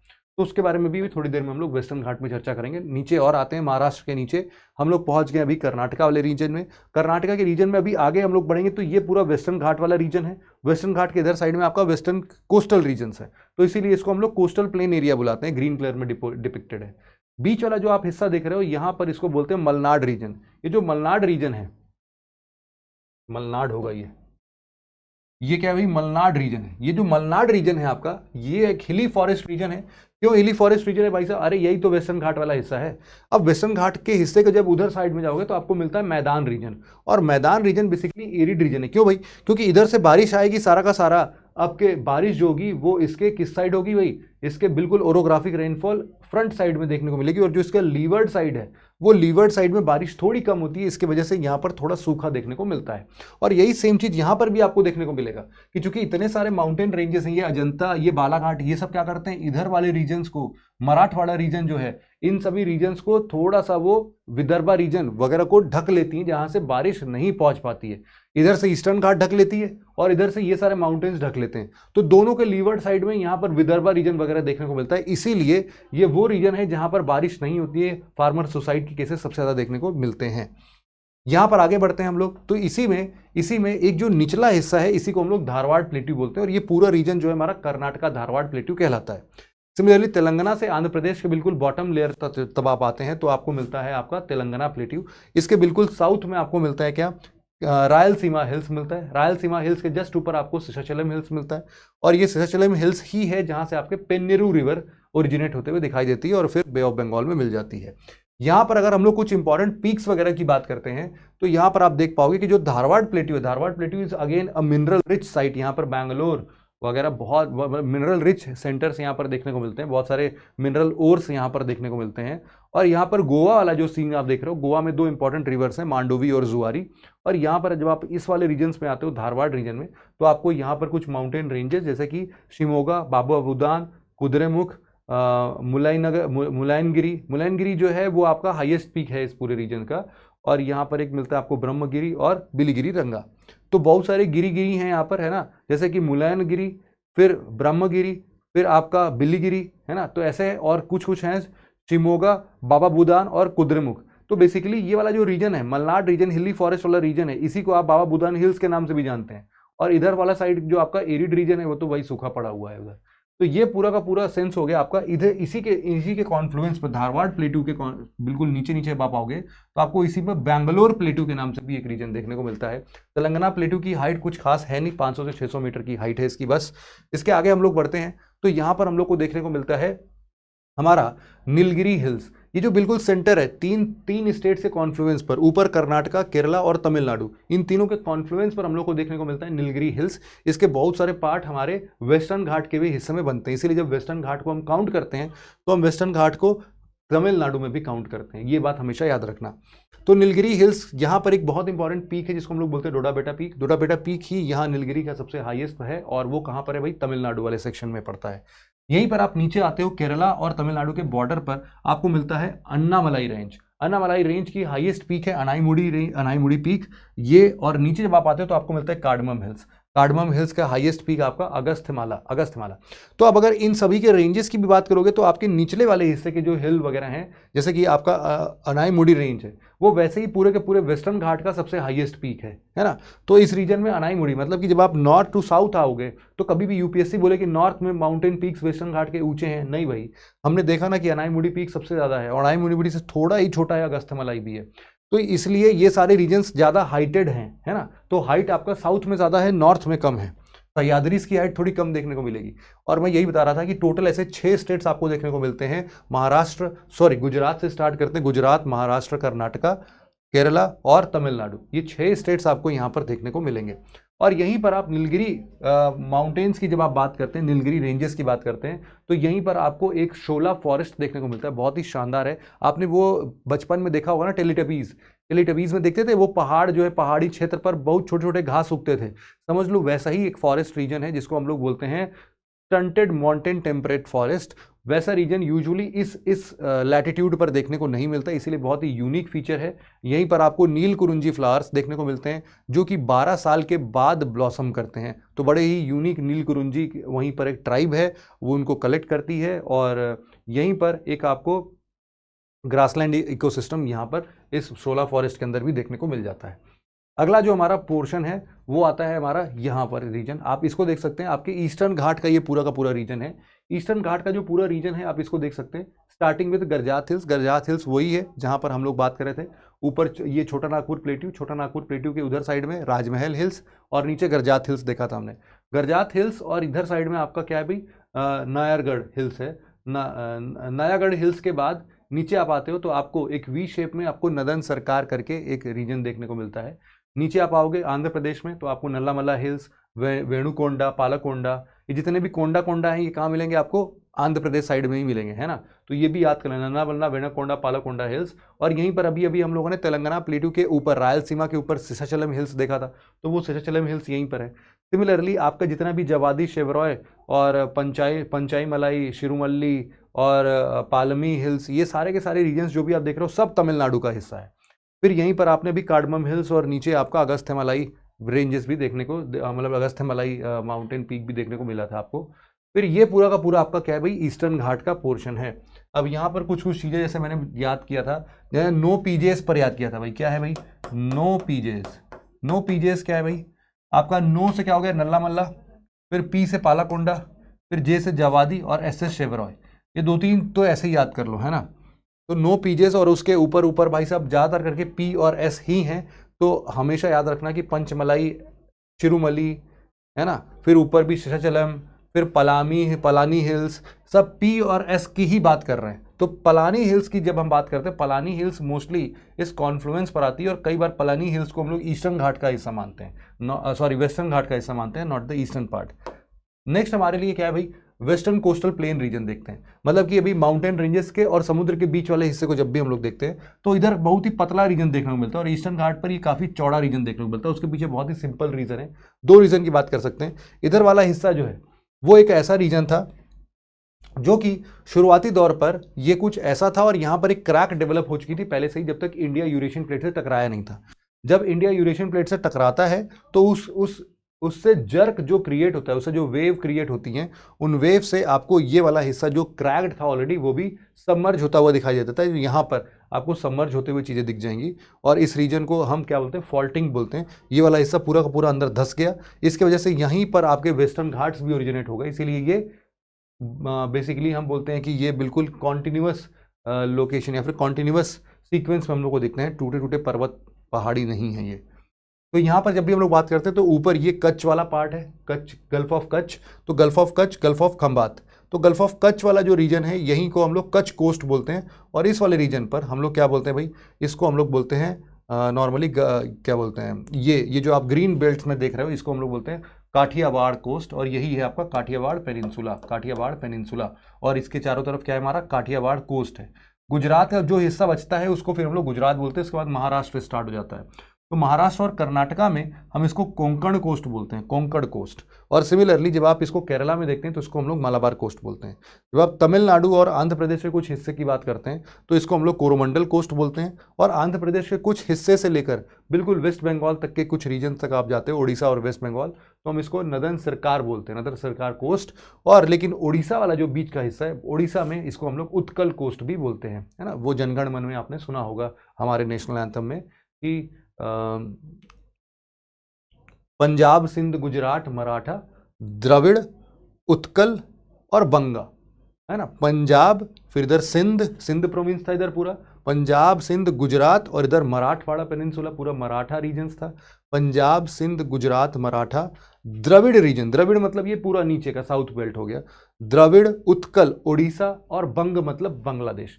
तो एक तरीके से पूरा का पूरा हमारा डेक्कन प्लेट्यू हमारे नेशनल एंथम में कवर्ड है, पूरा का पूरा कवर्ड है। वैसे तो पूरी इंडिया ही कवर्ड है, ऊपर जब स्टार्ट होता है वहाँ से ही। तो ये पूरा का पूरा हिस्सा था। अच्छा, एक हिस्सा और बता देता हूँ, यहाँ पर वही केप कैमरिन कन्याकुमारी वाला जो जगह है वो भी इंपॉर्टेंट है हमारे लिए।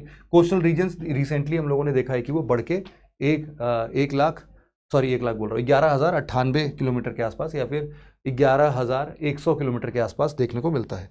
अगला जो है हमारा वो इस तरीके से कुछ छोटे छोटे हमारे रिवर सिस्टम की बात हम लोग कर सकते हैं।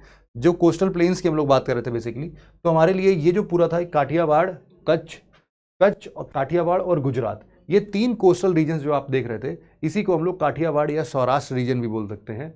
यहाँ पर ये जो रीजन आप देख रहे हो, ये साबरमती रिवर जैसे अभी निकल रही थी, लूनी, साबरमती, बनास रिवर, ये सब हमने देखा था। और यहीं से हमने देखा था माही रिवर है, माही रिवर विंध्या रेंजेस से जा रही है और इसको 2 बार कट करती है ट्रॉपिक ऑफ कैंसर को।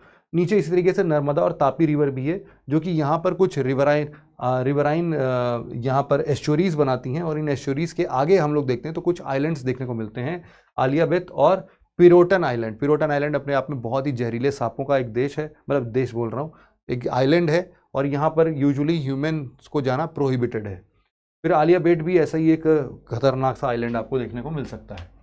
केरला की जब भी हम लोग बात करते हैं तो यहाँ पर कार्डमम हिल्स था, कार्डमम हिल्स पर आपने यहाँ पर एक और इम्पॉर्टेंट पीक की बात की थी, जिसका नाम हम लोगों ने क्या रखा था भाई, कार्डमम हिल्स का जो सबसे हाईएस्ट पीक था, सॉरी कार्डमम हिल्स नहीं, यहाँ पर क्या था भाई, अनामलाई हिल्स, अनामलाई में अणाईमुडी जो है वो यहाँ पर सबसे हाईएस्ट पीक देखने को मिल रहा था। इसी के पास में, अणाईमुडी के पास से ही आपको यहाँ पर पेरियार रिवर देखने को मिलेगा, और ये वायनाड लेक में जाके मिल जाता है। यहीं पर आपको कयाल्स भी देखने को मिलते हैं, जो कि ब्रैकिश वाटर रिवर में घुस जाते हैं, मतलब सलाइन वाटर। सिमिलरली फिर इधर उत्कल कोस्ट, और फिर हम अपने नदन सरकार वाले कोस्ट की अगर बात करते हैं तो यहाँ पर जो हमारा उड़ीसा वाला पार्ट है, उड़ीसा में आपको काफ़ी सारे रिवर सिस्टम मिलते हैं। उसके ऊपर आप आओगे तो इसके महानदी के ऊपर भी आपको ब्राह्मणी, बैतारणी रिवर देखने को मिलते हैं, है ना। 3 रिवर देखने को मिलते हैं। कौन कौन से मैं यहाँ पर लिख देता हूँ। एक है आपके लिए सुवर्ण रेखा, बैतारणी और ब्राह्मणी रिवर, ये 3 रिवर है। इसके बाद हमारी कौन सी आती है, महानदी रिवर आती है ना। महानदी रिवर इसके बाद में है। तो सुवर्ण रेखा, बैतारणी, ब्राह्मणी और फिर आपकी महानदी रिवर। महानदी रिवर की जब भी आप बात करते हो तो महानदी रिवर एक डेल्टा बनाती है, अपनी महानदी डेल्टा जो जिसको हम लोग बोलते हैं। इसी के जस्ट नीचे आपको मिल जाता है चिलिका लेक, और उसके बाद यहीं पर नीचे मिलता है आपको गंजम कोस्ट, जो कि ऋषिकुल्य रिवर के साथ में बनता है। यहीं पर ओलिव रिडले सी टर्टल मास हैचिंग करते हैं, मास नेस्टिंग करते हैं, जिसको हम लोग अरीबाड़ा बोलते हैं। फिर इसके बाद यहाँ पर आपको मिलता है आंध्र प्रदेश के अंदर में एक फ्रेश वाटर लेक है, कोलेरू लेक जिसको हम लोग बोलते हैं। और यहीं पर आपका एक आंध्र प्रदेश और तमिलनाडु के बिल्कुल बीच में कॉन्फ्लुएंस में आपको मिलता है पुलिकट लेक, और इसके जस्ट नीचे आपको एक स्प्लिट बार आइलैंड देखने को मिलता है, जो है श्रीहरिकोटा। ये बेसिकली हमारे इसरो का लॉन्च स्टेशन है। सिमिलरली जब आप ऊपर की बात कर रहे हैं, महानदी रिवर के ऊपर यहीं पर एक व्हीलर्स आइलैंड है, ये भी एक स्प्लिट बार आइलैंड है। यहाँ पर आपको DRDO का मिसाइल टेस्टिंग साइट देखने को मिलता है। ठीक है भाई, इतनी बात हम लोगों ने कर ली पूरी की पूरी। अब यहाँ पर बस लास्ट में हमारा जो तमिलनाडु का एक हिस्सा है और ये कैसे कनेक्ट होता है, तो तमिलनाडु का एक आगे बढ़ोगे तो आपको पंबन आइलैंड्स देखने को मिलते हैं। ये पंबन आइलैंड्स के और आगे आप जाओगे तो आपको रामेश्वरम देखने को मिलता है। ये रामेश्वरम आइलैंड जो है इसका सबसे एंड पॉइंट है, जिसको हम लोग बोलते हैं धनुषकोटी जो है, इसके आगे आपको एडम्स ब्रिज मिलता है, जिसको हम लोग राम सेतु बोलते हैं। और एडम्स ब्रिज जो है ये अल्टीमेटली मन्नार आइलैंड, जो कि आपके श्रीलंका का पार्ट है, वहां पर कनेक्ट करता है। तो इसको हम लोग बोलते हैं मन्नार आइलैंड। और यहीं पर आपका जो ये वाला रीजन है इसको क्या बोलते हैं हम लोग, गल्फ ऑफ मन्नार बोलते हैं इसको, gulf of Mannar. Gulf of Mannar आपका यूनेस्को का भी एक हेरिटेज साइट है, ये भी आपको पता होना चाहिए भाई। ये सारे कोस्टल रीजन्स तो हम लोग कर चुके हैं। फाइनली हमारा जो दो रीजन है अंडमान निकोबार और लक्षद्वीप, उसकी भी बात कर लेते हैं। अंडमान निकोबार में आप देख सकते हो कि अंडमान का दो हिस्सा मेजर है। ऊपर वाले हिस्से को हम लोग 3 पार्ट में डिवाइड करते हैं, नॉर्थ, मिडिल और साउथ, और नीचे आता है लिटिल अंडमान। जो साउथ अंडमान है यहीं पर आपको मोटा मोटा सब एक चीज दिखता है, NH4 नेशनल हाईवे 4 जो है इस पूरे रीजन को कनेक्ट करता है। और फिर यहाँ पर आपको कुछ कुछ इंपॉर्टेंट चीजें मिलती है, जैसे कि आपको बैरन आइलैंड जो कि काफी एक्टिव वॉल्केनो है, हमारे यहाँ पर एकमात्र एक्टिव वॉल्केनो है। और ऊपर आपको यहाँ पर नॉर्थ अंडमान के ऊपर साइड में आपको मिलता है क्या, नारकोंडम आइलैंड। इसके ऊपर आप जाओगे तो आपको एक कोको आइलैंड देखने को मिलता है म्यांमार का। और कोको आइलैंड और बेसिकली हमारे अंडमान के सबसे ऊपर वाले टिप के बीच में हमारा कोको चैनल चलता है। फिर आप नीचे आते हो तो अंडमान और निकोबार को डिवाइड करने वाले जो एक चैनल है उसको हम लोग बोलते हैं 10 डिग्री चैनल। ये जो 10 डिग्री चैनल है बेसिकली ये 10 डिग्री लैटिट्यूड को रिप्रेजेंट कर रहा होता है। और यहाँ पर आप देख भी सकते हैं कि ये वाला पूरा रीजन है, अगर इसको हम लोग 8 बोल रहे हैं, इसको हम लोग 10 बोल रहे हैं और इसको हम लोग 6 बोल रहे हैं, तो ये 6 है, ये 8 है और ये 10 है। ये हमेशा हमेशा याद रखना आप लोग, 6 8 10। 6 मतलब कि आपका बिल्कुल निकोबार का इंदिरा पॉइंट की बात हो रही है 6 डिग्री पर, तो यही है इंदिरा पॉइंट 6 डिग्री पर। और इसके बाद से आपका इंडोनेशिया का सुमात्रा रीजन स्टार्ट हो जाता है। तो सुमात्रा और ग्रेट निकोबार के बीच में आपको ग्रेट चैनल देखने को मिलता है। और ये ग्रेट निकोबार है, इस तरीके से ऊपर आओगे तो आपको कार निकोबार दिखेगा और बीच में आपके कुछ ऐसे ही छोटे छोटे चैनल है। यहाँ पर सोम्ब्रेरो चैनल है इस तरीके से। यहाँ पर आप आते हो उधर साइड में आपको अंडमान सी देखने को मिलता है, इधर साइड में बे ऑफ बंगाल देखने को मिलता है। कुछ वॉल्केनोस की कुछ आइलैंड्स की बात करते हैं जिनका रिसेंटली नाम बदला है, जैसे कि यहाँ पर एक हैवलॉक आइलैंड था, उसको आप स्वराज द्वीप के नाम से जानते हैं। एक आपका नील आइलैंड है जिसको हम लोग शहीद आइलैंड के नाम से जानते हैं। और यहीं पर एक छोटा सा आपका रॉस आइलैंड था जिसको कि अब हम लोग नेताजी सुभाष चंद्र बोस आइलैंड के नाम से जानते हैं। और यहीं पर आपका पोर्ट ब्लेयर भी देखने को मिल जाता है। अब आपके लिटिल अंडमान और ग्रेटर अंडमान के बीच में जो एक पैसेज है उसको हम लोग डंकन पैसेज के नाम से जानते हैं।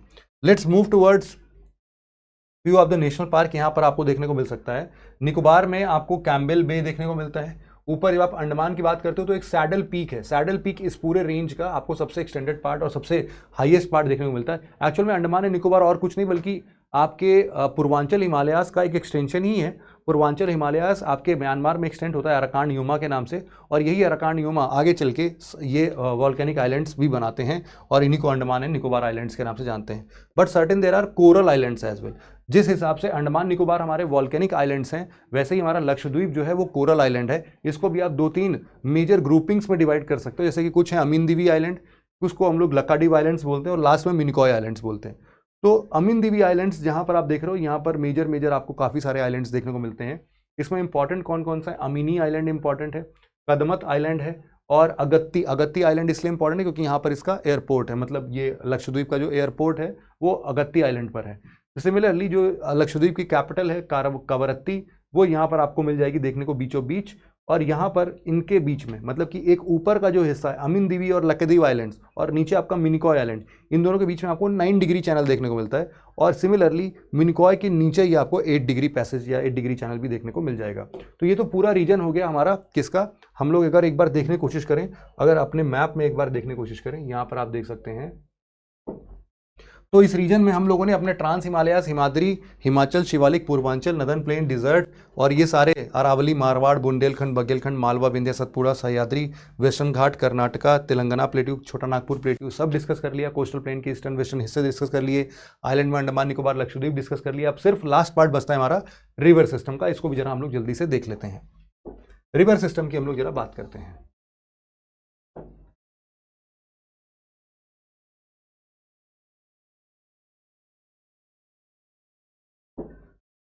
सबसे पहले हम लोग बात करते हैं इंडस रिवर सिस्टम की। इंडस रिवर सिस्टम आप सबको पता है कि यहाँ पर एक हमारा बोखारचू ग्लेशियर है, सॉरी बोखारचू ग्लेशियर सतलज रिवर निकलती है। यहाँ पर आप देखोगे आपका टोटल के टोटल एक बोखारचू ग्लेशियर है। बोखारचू ग्लेशियर इंडस रिवर के लिए सही है सही। तो बोखारचू ग्लेशियर ये जो पूरा आप देख रहे हैं, यहीं से आपका इंडस रिवर आपको ओरिजिनेट होते हुए दिखाई देती है। और इसी को यहाँ पर बोखारचू ग्लेशियर को ही हम लोग सिंगी खम्बन का भी नाम बोलते हैं। अभी जो सिंगी खम्बन है यहाँ से फिर ये अंदर की तरफ आगे बढ़ती है और यहाँ पर हम लोग बोलते हैं डेमचौक से ये लद्दाख में अंदर घुसती है, और यहाँ पर हम लोगों ने पहले देखा कि लद्दाख और जस्कर के बीच में ये फ्लो होते हुए यहीं पर नुब्रा वैली बनती है, नुब्रा वैली, श्योक और नुब्रा वैली, और ये और ऊपर जाती है, गिलगिट रिवर इससे मिलती है, और फिर इंडस रिवर पाकिस्तान में घुस जाती है, उधर से काबुल रिवर वगैरह उससे मिलती हैं। नेक्स्ट यहाँ पर इंपॉर्टेंट जो है नेक्स्ट आता है हमारे लिए क्या, अच्छा ये कहाँ से फिर ये यहाँ पर आप देख रहे हो मूर्ति कहाँ से है, तो हमने बोला था कि ये देखो क्या बोलते हैं, नंगा पर्वत से नामचा बरवा का जो ये ग्रेटर हिमालयास वाला पूरा पोर्शन था, तो नंगा पर्वत से ये यू टर्न लेती है, मतलब यू बेंड कर देती है। यहाँ पर हम लोग देखते हैं तो ब्यास रिवर पर हमारा पोंग डैम स्थित है। सिमिलरली सतलज रिवर पर हम लोगों ने काफ़ी सारे डैम बना रखे हैं, जैसे कि भाखड़ा नंगल डैम या फिर रोपर डैम या फिर हरिके बराज, ये सारे के सारे सिस्टम्स जो हैं ये कहाँ पर हैं भाई साहब, ये हमारे लिए सतलज रिवर पर बेस्ड है। ये हमारा सिंध प्रोविंस जो है पाकिस्तान का, वहाँ पर ये सारा का सारा अभी सब दिख रहा है। इंडस रिवर वाटर ट्रीटी में जो हमारा 3 ऊपर का सिस्टम है, मतलब कि इंडस के बाद झेलम और चनाब, ये अभी तक इंडस वाटर ट्रीटी के अंदर में पाकिस्तान के साइड में था, और रवि, ब्यास, सतलज ये हमारे इंडियन के लिए था, इंडियन टेरिटरी, मतलब इनका पानी हम इस्तेमाल करते थे। बट अगेन अभी के लिए इंडस वाटर ट्रीटी हमारी सस्पेंडेड है। यहाँ पर आप देख सकते हैं नेक्स्ट हमारा जो है हाँ, यहाँ पर आपको ब्लाइंड इंडस रिवर डॉल्फिन देखने को मिल जाती है। फिर इसके बाद मेजर ट्रिब्यूटरीज की बात करते हैं अगर हम लोग, तो लेफ्ट बैंक ट्रिब्यूटरीज में आपको जस्कर, सुरू, सोआ, झेलम, चेनाब, रवि, ब्यास, सतलज ये सब मिल जाती हैं। और उधर साइड में राइट बैंक में आपको श्योक, गिलगिट, हुंजा या फिर कुछ Pakistani reverse like Kabul reverse और गोमाल खुर्रम, ये सारे के सारे पाकिस्तानी रिवर्स हैं। फिर झेलम रिवर्स की हम लोग बात करते हैं। झेलम सबसे पहला ट्रिब्यूटरी इसका हम लोग बोलते हैं। ये आपके कश्मीर वैली के वेरिनाग स्प्रिंग से ओरिजिनेट होता है। यहाँ पर आप देख सकते हैं ये रहा आपका, इसी जगह से ये ओरिजिनेट होता है, और ये फिर आपका वूलर लेक में जाता है। वूलर लेक श्रीनगर के पास वाला जो लेक है, वहाँ से पीर पंजाल रेंज में होता हुआ डाल लेक, और फिर इसके बाद इंडिया पाकिस्तान बॉर्डर पर चला जाता है। डाल लेक जो है वो भी काफ़ी सारे ऐसे ही शालीमार बाग और निशान बाग के लिए काफ़ी ज़्यादा फेमस है। नेक्स्ट इस तरीके से हमारा चेनाब रिवर है। चेनाब रिवर बेसिकली जो आप देखोगे इस वाले रीजन की अगर आप बात कर रहे हो, तो यहाँ पर 2 रिवर सिस्टम है, चंद्रा और भागा। चंद्रा और भागा रिवर मिलके आपकी चेनाब रिवर निकलती है, और यहाँ पर आता है आपका बारालाचाला प्लास। बारालाचाला से आपका चंद्रा और भागा मिलती हैं, और यहीं से आपकी चेनाब रिवर फिर फ्लो करते हुए आगे बढ़ती है। अगला रिवर आता है आपका रवि रिवर। रवि और ब्यास रिवर की अगर बात करोगे ना, तो ये बेसिकली रोहतांग पास से निकलते हैं। ये ऊपर रोहतांग पास के ऊपर रवि, और रोहतांग पास के नीचे आपका ब्यास, ये दोनों रिवर सिस्टम यहीं से निकलते हैं। अब यहाँ पर आप बोल सकते हो, देखो ये ब्यास रिवर है और ये आपका पिंक कलर में रोहतांग पास है। सिमिलरली आपका जो सतलज रिवर है, सतलज रिवर की अगर बात की जाए तो यहाँ पर एक राकश ताल देखने को मिलता है। जैसे उधर सिंगिंग हम्बन था, वैसे राकश ताल से सतलज रिवर ओरिजिनेट होते हुए यहाँ आपके क्या बोलते हैं, एक बहुत ही इंपॉर्टेंट पास है, इसको हम लोग शिपकी ला बोलते हैं। शिपकी ला से ये अंदर की तरफ अंदर घुसती है। सतलज रिवर ही हम लोग बोलते हैं कि इंडस रिवर सिस्टम का सबसे बड़ा पार्ट यहाँ पर देखने को मिलता है। और बेसिकली फिर ऊपर आप ऐसे ही श्योक रिवर की बात कर सकते हो। श्योक रिवर जो है वो रीमो ग्लेशियर से ओरिजिनेट होती है। फिर यहाँ पर आप कुछ इंपॉर्टेंट ग्लेशियर्स के नाम पढ़ सकते हो, जैसे कि केटू माउंटेन के पास केटू ग्लेशियर, यहीं पर बाल्टोरो ग्लेशियर की हमने बात की थी। सियाचिन ग्लेशियर यहाँ पर है देखो। फिर चोंग कोंगम, ये सब तो इंपॉर्टेंट नहीं है। फिर बड़ा सिगरी ग्लेशियर यहाँ पर है। फिर सोना पानी ग्लेशियर है। बंदरपूछ ग्लेशियर है। गंगोत्री ग्लेशियर है। मिलाम ग्लेशियर, अब कुछ उत्तराखंड की बात करोगे तो गंगोत्री, मिलाम, सतोपंथ, पिंडारी ग्लेशियर, इन सबको अभी रिवर सिस्टम में गंगा में हम पढ़ लेंगे हम लोग। फिर इधर साइड में आप आओगे तो आपको ऐसे ही कुछ इंपॉर्टेंट, जैसे कि इधर तो कुछ ज़्यादा इंपॉर्टेंट नहीं है। बांदीपुर एक इंपॉर्टेंट है, बांदीपुर ग्लेशियर है यहाँ पर। तो इसके बाद गंगा रिवर सिस्टम की हम जरा बात कर लेते हैं। गंगा रिवर सिस्टम की अगर आप बात करोगे तो यार देखो, गंगा रिवर सिस्टम में ओवरऑल तुमको सबसे इंपॉर्टेंट रिवर अगर समझना है तो सबसे पहले इस मैप को समझना बड़ा ज़रूरी है। इसमें आप देखोगे कि गंगा रिवर सिस्टम जो है वो गंगोत्री से निकलती है। इसका जो ओरिजिनल नेम है गंगा रिवर का वो है भागीरथी रिवर। तो भागीरथी रिवर के नाम से गंगोत्री से गंगा ओरिजिनेट होती है। और इसके भी ऊपर से बद्रीनाथ रेंज से, बद्रीनाथ के पास में एक और रिवर सिस्टम ओरिजिनेट होती है जिसको हम लोग बोलते हैं अलकनंदा। अब ये अलकनंदा रिवर ही आगे चल के इस भागीरथी रिवर से मिलेगी और फिर गंगा का निर्माण होगा। बट उससे पहले और भी बहुत सारे रिवर्स हैं जो कि इन चारों धाम की यात्रा के लिए, मतलब ये छोटे 4 धाम जिनको हम लोग बोलते हैं, बद्रीनाथ, केदारनाथ, यमुनोत्री, यमुनोत्री। इसी तरीके से यहाँ पर कुछ 5 प्रयाग होते हैं, पंच प्रयाग जिनको हम लोग बोलते हैं। तो पंच प्रयाग जो है वो ऐसी पवित्र नदियों का संगम कहलाते हैं जो कि अलकनंदा से मिलती हैं। तो अलकनंदा रिवर जो है, इनसे जैसे जैसे रिवर्स मिलते चलते हैं वैसे वैसे हमारे अलग अलग प्रयाग जो है वो बनते चलते हैं। जैसे कि हमने बात किया था सबसे पहले वीपी की, विष्णु के धौली गंगा, डीवी है ना, वीडियो से याद आ जाएगा आपको, वीडी है ना, वीडियो से आपका याद आ जाएगा भाई वीडी, मतलब कि विष्णु प्रयाग जो है वो धौली गंगा रिवर जो है वो विष्णु प्रयाग पे मिलती है। अलग है आपका फिर नंद रिवर, नंदाकिनी रिवर नंद प्रयाग पर मिलती है। इसके नीचे आप आओगे तो आपकी पिंडर गंगा जो है वो आपका पीके मतलब कर्ण प्रयाग। दूसरा हमने बोला था रुद्र प्रयाग पर कौन मिल रहा है भैया, ये मिल रही है आपकी रुद्र प्रयाग पर मंदाकिनी रिवर। और याद रखना कि जो मंदाकिनी रिवर है ये MKRK है, केदारनाथ से निकलते हुए बात हो रही है। और फिर बीड़ी की बात कर रहे थे हम लोग, बीड़ी पीके वीड, ये सब ऐसी बातें हो रही थी अपने। तो अब इस तरीके से याद कर लेना भाई साहब तुम लोग। और इन सब का इलाज कौन करता है भैया, दवा देने वाले कौन है, MR है। MR लोग आते हैं ना डॉक्टर के पास में, तो वैसे ही याद करना कि वीड बीड़ी पीके ये सब क्या करोगे तुम लोग भाई, MR से दवा वगैरह तुम लोग जुगाड़ कर ले रहे हो, तो वैसा कुछ ट्रिक अपने दिमाग में बना लेना। तो भागीरथी के बाद फिर यहाँ से हम लोग को क्या मिलता है, देवप्रयाग पर भागीरथी रिवर मिलती है बीड़ी, और फिर यहाँ से गंगा रिवर ओरिजिनेट होती है भाई। तो ये हमने पढ़ा। इसके बाद यमुनोत्री बंदरपूछ से हम लोग को यमुना रिवर भी निकलते हुए दिखाई देती है। अब यहाँ पर गंगा रिवर सिस्टम की बात हम लोग कर रहे थे, तो गंगा रिवर सिस्टम में ये जो रेड कलर वाला ये यमुना रिवर है, और जो ब्रॉडर गंगा रिवर यहाँ पर हम लोग देख ही रहे थे। गंगा रिवर जो है जब बांग्लादेश में इंटर करती है उससे पहले उसकी एक डिस्ट्रीब्यूटरी है हुगली रिवर, और हुगली की ही एक ट्रिब्यूटरी जिसको हम लोग दामोदर रिवर बोलते हैं। दामोदर रिवर कहाँ से निकलता है भाई, ये निकलता है आपका छोटा नागपुर प्लेट्यू से, यही तो मैंने बताया था। और यहाँ पे नॉर्थ कोयल रिवर, सोन रिवर, ये सब आपकी ट्रिब्यूटरी है। ये जो सोन रिवर ये कहाँ पर रीजन था भाई, ये आपका छोटा नागपुर अमरकंटक प्लेट्यू, और अमरकंटक प्लेट्यू के ऊपर छोटा नागपुर प्लेट्यू से निकलती है क्या, नॉर्थ कोयल रिवर। सिमिलरली आप अगर यमुना के ट्रिब्यूटरीज की बात करेंगे तो यहाँ पर चंबल बेटवा सबसे इंपॉर्टेंट रिवर सिस्टम है, और यहाँ पर चंबल के कुछ इंपॉर्टेंट रिवर्स हैं, ऐसे ट्रिब्यूटरीज हैं जैसे कि बनास, है ना। अब यहाँ पर आप जरा इसके लेफ्ट बैंक ट्रिब्यूटरीज की अगर आप बात करो गंगा के, तो गोमती है, घाघरा है। घाघरा रिवर जो है ये सबसे अल्टीमेट रिवर है। क्यों भाई, क्योंकि ऊपर ये काली और कालिंदी रिवर, ये दो रिवर हैं, काली कालिंदी रिवर हैं। इन दोनों के रिवर के मिलन से आप क्या बोल सकते हो, सॉरी कालिंदी बोल रहा हूँ, करनाली, काली और करनाली रिवर जो है, ये वाली करनाली रिवर है और ये वाली काली रिवर है। काली करनाली रिवर जब मिलती है तो घघरा रिवर बनती है। घघरा रिवर को ही आगे चल के जब आप मथुरा के पास में जाते हैं तो यहीं पर आपको, मथुरा नहीं सॉरी अयोध्या, अयोध्या के पास में जब आप जाते हैं तो इस वाले रीजन पर आपको क्या मिल जाता है भाई, अयोध्या ही बोलते हैं ना इसको, इस वाले रीजन में। हाँ, इसको हम लोग एक और नाम से जानते हैं, वो यहाँ पर लिखा हुआ है, मैं दिखा देता हूँ आपको। अलकनंदा रिवर की बात हो गई, अलकनंदा रिवर। वैसे तो थोड़ी थोड़ी बातें, अच्छा चलो इसी के बेसिस पर कर लेते हैं। अलकनंदा जो है ज़्यादातर करके बद्रीनाथ में सतोपंथ ग्लेशियर है, वहाँ से ओरिजिनेट होते हुए दिखाई देती है हमें।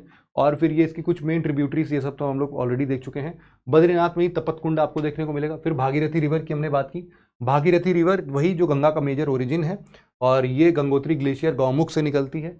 और फिर उसके बाद धौली गंगा जो है ये वसुंधरा ताल से निकलती है। धौली गंगा आपको पता होगा कि धौली गंगा सबसे पहली वाली कहाँ पर मिलती है, विष्णु प्रयाग में मिलती हैं। फिर इसके बाद आपका तपोवन जो है यहीं पर बेस्ड है आपका। फिर ऋषि गंगा रिवर भी एक यहीं पर है, चमोली डिस्ट्रिक्ट में आपको देखने को मिलता है। दूसरा राम गंगा रिवर भी यहीं पर है, लेफ्ट बैंक ट्रिब्यूटरी में अगर आप आओगे तो गोमती रिवर, राम गंगा रिवर, ये सब आपको देखने को मिलेगी। राम गंगा रिवर वही रिवर है जिसको कि हम लोग करनाली रिवर बोल रहे थे, करनाली रिवर को ही राम गंगा रिवर बोलते हैं। फिर यहाँ पर जब आप आते हैं, गोमती रिवर गोमत ताल से निकलती है और आपके लखनऊ से होकर गुजर रही है। घाघरा रिवर की बात कर रहे हैं, घाघरा रिवर में यही बोल रहा था मैं कि अच्छा शारदा रिवर है। शारदा रिवर बेसिकली इंपॉर्टेंट है आपके लिए, काफ़ी हिस्टोरिकल सिग्निफिकेंस है, और अयोध्या में इसको बहुत ही सैक्रेड रिवर जाना जाता है। शारदा नदी का अपना बहुत ही इंपॉर्टेंस है, इसी की बात कर रहा था मैं। तो बेसिकली हमने क्या बोला था कि देखो ऊपर से आती है काली रिवर, इधर से आती है करनाली रिवर। यही काली और करनाली रिवर जो अब नीचे आती है, यहाँ नेपाल का बॉर्डर यहीं पर खत्म है ना। तो जब करनाली रिवर नीचे आती तो अभी अभी हम लोगों ने पढ़ा, उसी को क्या बोलते हैं हम लोग, राम गंगा रिवर बोलते हैं। तो इसको हम लोग यहाँ पर क्या बोल रहे हैं, राम गंगा बोल रहे हैं, है ना। ये कौन सी काली रिवर है, काली करनाली मिलने के बाद यहाँ पर क्या बन गई, घाघरा रिवर। और घाघरा रिवर आगे बढ़ के अयोध्या में पहुंचती है तो इसी को क्या बोलते हैं हम लोग, शारदा रिवर भी बोल देते हैं। तो ये सब समझे रहना है ना, यही सब उलट फेर है जो कि जल्दी से क्लियर नहीं होता है। फिर यहाँ पर हम लोग राप्ती रिवर के बारे में बात कर सकते हैं। राप्ती रिवर का ओरिजिन भी लोअर हिमालय से ही होता है। गंडक रिवर है, काली और त्रिशूली रिवर के कॉन्फ्लुएंस से मिलती है। नेपाल में एक नारायणी रिवर के नाम से गंडक रिवर जानी जाती है। कोसी रिवर जो है, कोसी रिवर बेसिकली 7 नदियों के मिलन से आपके तिब्बत रीजन से बहती हुई सप्तकोशी बनाती है, और सप्तकोशी आगे चल के हमारे इंडिया में कोसी रिवर आती है। कोसी रिवर जो है वो बहुत सारा सेडिमेंट्स लेके आती है, इसलिए इसको सौरव ऑफ बिहार भी बोलते हैं। यमुना की बात करते हैं, यमुना में आप देख सकते हैं यहाँ पर चंबल रिवर, सिंध रिवर, बेटवा और केन, ये 4 रिवर तो बहुत ही ज्यादा इंपॉर्टेंट है। चंबल, सिंध, बेटवा, केन जो कि यमुना की ट्रिब्यूटरीज में काउंट होते हैं। यहाँ पर यमुनोत्री के बंदरपूछ मसूरी रेंज हिमालयाज में है ये पूरा, ये वहां पर आपको देखने को मिलेगा यमुनोत्री। और इसकी मेजर ट्रिब्यूटरीज में एक टोन्स रिवर भी है, टोन्स रिवर भी आप लोग याद कर लेना भाई साहब, है ना। ठीक है, फिर यहाँ पर इन दोनों के यमुना और गंगा कॉन्फ्लुएंस से ही हमारा बहुत ही ज़्यादा एक कंबाइंड रीजन देखने को मिलता है। नेक्स्ट हमारे लिए चंबल रिवर है। चंबल रिवर की बात कर लो तो सिंगर चौड़ी पीक है विंध्या रेंज में, वहाँ से चंबल रिवर देखने को मिलता है हमें। और उसके अलावा हम लोग कुछ और इम्पोर्टेंट, हाँ, कुछ मेजर आपके चंबल रिवर पर ये डैम्स बन रहे हैं, ये डैम्स का नाम आप लोग याद रखना। जैसे भी सतलज रिवर पर हमने देखा था काफ़ी सारे डैम्स थे, वैसे ही हमारे लिए यहाँ पर गांधी सागर, जवाहर, कोटा और राणा प्रताप सागर डैम जो है, ये भी कुछ मेजर डैम है हमारे इस पर। नेक्स्ट हमारा आता है ऐसे ही एक छोटा सा रिवर, तमसा रिवर, तमसा और दामोदर रिवर। तमसा रिवर जो आप देखोगे, तमसा रिवर बेसिकली आपकी गंगा की ट्रिब्यूटरी बन जाती है ना, सोन से पहले ही आपकी तमसा रिवर निकलती है, तामकुंड कैमूर रेंज से निकल रही है ये। सिमिलरली दामोदर रिवर की बात हमने पहले कर दी थी, दामोदर रिवर छोटा नागपुर प्लेट्यू से ओरिजिनेट होता है और हुगली रिवर की ट्रिब्यूटरी बनाता है। नेक्स्ट हमारा था सोन रिवर। सोन रिवर जैसा हम लोगों ने देखा था, इसकी एक बहुत इंपॉर्टेंट ट्रिब्यूटरी थी जिसको हम लोग नॉर्थ कोयल की बात कर रहे थे। सोन रिवर अमरकंटक प्लेट्यू से निकलती है ना, ये सब बातें तो हम लोग पहले से ही कर चुके हैं भाई साहब। अगली बात जो हमारी है वो है ब्रह्मपुत्र रिवर सिस्टम की। ब्रह्मपुत्र रिवर जो है वो अपने आप में बहुत ही ज़्यादा अलग तरीके से अलग अलग नामों से जानी जाती है। जैसे कि इंडस सांगपो रीजन जो है आपका, इंडस सांगपो सूचर जोन, यहाँ से पूरा क्रॉस करते हुए नामचा बरवा से घूम के फिर अंदर आती है। यहाँ पर इसको हम लोग क्या बुलाते हैं, यारलुंग ज़ांगपो रिवर बुलाते हैं। यारलुंग ज़ांगपो जो है, इसके ओरिजिन की अगर बात करते हैं तो ये वही सतलज और इंडस रिवर के पास में ही जो मानसरोवर लेक है, उसी के पास में इसका भी चेमा युंगडुंग ग्लेशियर है, वहीं से पास होता है। यहाँ पर आप देख भी सकते हैं कि ये ऊपर वाला इंडस रिवर, फिर नीचे सतलज रिवर और यहीं से यारलुंग ज़ांगपो, तीनों के तीनों एक ही जगह से होते हैं। ये बेसिकली मानसरोवर लेक से ऊपर के साइड में जाओगे तो एक मरियम ला एक करके पास करके है, ये पास वहाँ से ये डिस्टिंक्टेड है। अब यहाँ पर जब भी ये इंटर करती है तो इंटर करते ही इसका नाम जो हो जाता है वो हो जाता है दिहांग रिवर, दिहांग, दिहांग, या फिर इसी को हम लोग दिहांग रिवर जब बोलते हैं तो इसी में दिहांग को ही हम लोग 3 और रिवर से मिलता हुआ देखते हैं, जिसमें है दिहांग में आपका दिबांग, सियांग और लोहित रिवर। जब ये दिहांग रिवर इन 3 रिवर से मिलता है और इस टाइम पर ये ऑलरेडी कहाँ पर घुस चुका है, असम में घुस चुका है। इसको असम में हम लोग ब्रह्मपुत्र के नाम से जानते हैं, अरुणाचल प्रदेश में इसको दिहांग के नाम से जानते हैं। ब्रह्मपुत्र अरुणाचल असम में जैसे ही बह रहा था, उसके बाद ये तुरंत के तुरंत एक 90 डिग्री टर्न लेके बांग्लादेश में घुस जाता है। बांग्लादेश में इसको हम लोग जमुना रिवर के नाम से जानते हैं, जमुना रिवर। यहाँ पर ये सारा का सारा है। जमुना रिवर में आप देखोगे तो ये गंगा रिवर, जिसको हम लोग बांग्लादेश में पद्मा रिवर के नाम से जानते हैं, ये पद्मा रिवर से मिलता है। पद्मा रिवर से मिलने के बाद इसको हम लोग पद्मा रिवर बुलाने लगते हैं। फिर उसी के बाद ये मेघना रिवर से मिलता है। मेघना रिवर वही बराक रिवर का ही एक आगे एक्सटेंशन है, तुम्हें आगे भी देखने को मिलेगा। तो बराक रिवर का ही आगे का एक्सटेंशन क्या मिल जाता है, मेघना रिवर, और मेघना के बाद ये मेघना रिवर बन के बे ऑफ बंगाल में ड्रेन हो जाता है। यहाँ पर फिर हम लोग इसके इंपॉर्टेंट ट्रिब्यूटरीज की बात कर लेते हैं, जैसे कि संकोशी रिवर, यहाँ पर आप देख सकते हैं ये सारे रिवर जो ऊपर के साइड से आ रहे हैं आपके राइट बैंक ट्रिब्यूटरीज हैं। दिहांग, सुबनसिरी, कामेंग, मानस, संकोश, तीस्ता, ये सारे के सारे जो हैं इसके राइट बैंक ट्रिब्यूटरीज हैं। और नीचे के साइड में आप देखोगे तो धनसिरी ऊपर इसका, और सिमिलरली बराक रिवर तो डायरेक्टली तो नहीं बोलना, बट हाँ मेघना रिवर के नाम पर इसको हम लोग ऐसे बोल सकते हैं। अब यहाँ पर संकोश रिवर की बात ऐसे ही है, मोचू पोचू ट्रिब्यूटरी है। अब इतना ये सब इतना इंपॉर्टेंट नहीं है, यूपीएससी सिंपल मतलब इनके बारे में ही पूछती है। मानस रिवर की जब भी आप बात करोगे तो हाँ, यहाँ पर रॉयल मानस नेशनल पार्क भूटान में है, उसका रीजन। और इंडिया में जब आप आओगे तो आपको इसी का मानस वाइल्ड लाइफ सेंचुरी देखने को मिलता है, वो इंडिया में है। फिर सिमिलरली सुबनसिरी रिवर्स की बात करते हैं, सुबनसिरी को हम लोग गोल्ड रिवर भी बोलते हैं, गोल्ड डस्ट यहाँ पर काफ़ी देखने को मिलते हैं। ऐसे एक इंपॉर्टेंट रिवर है सियोम रिवर। सियोम रिवर इसलिए इंपॉर्टेंट है क्योंकि अभी यहाँ पर एक ऐसे ही सियोम ब्रिज की बात बन रही है, स्टील की ब्रिज होगी ये। फिर एक तीस्ता रिवर, तीस्ता रिवर जो है आपका सोलामो लेक से निकलता है, कंचनजंगा के पास से, और ये बेसिकली आपकी बांग्लादेश में जाके फिर ये आपके ब्रह्मपुत्र रिवर से मिलती है। और तीसरा रिवर डिस्प्यूट आपको पता ही है कि इंडिया बांग्लादेश का बहुत बड़ा रिवर डिस्प्यूट है।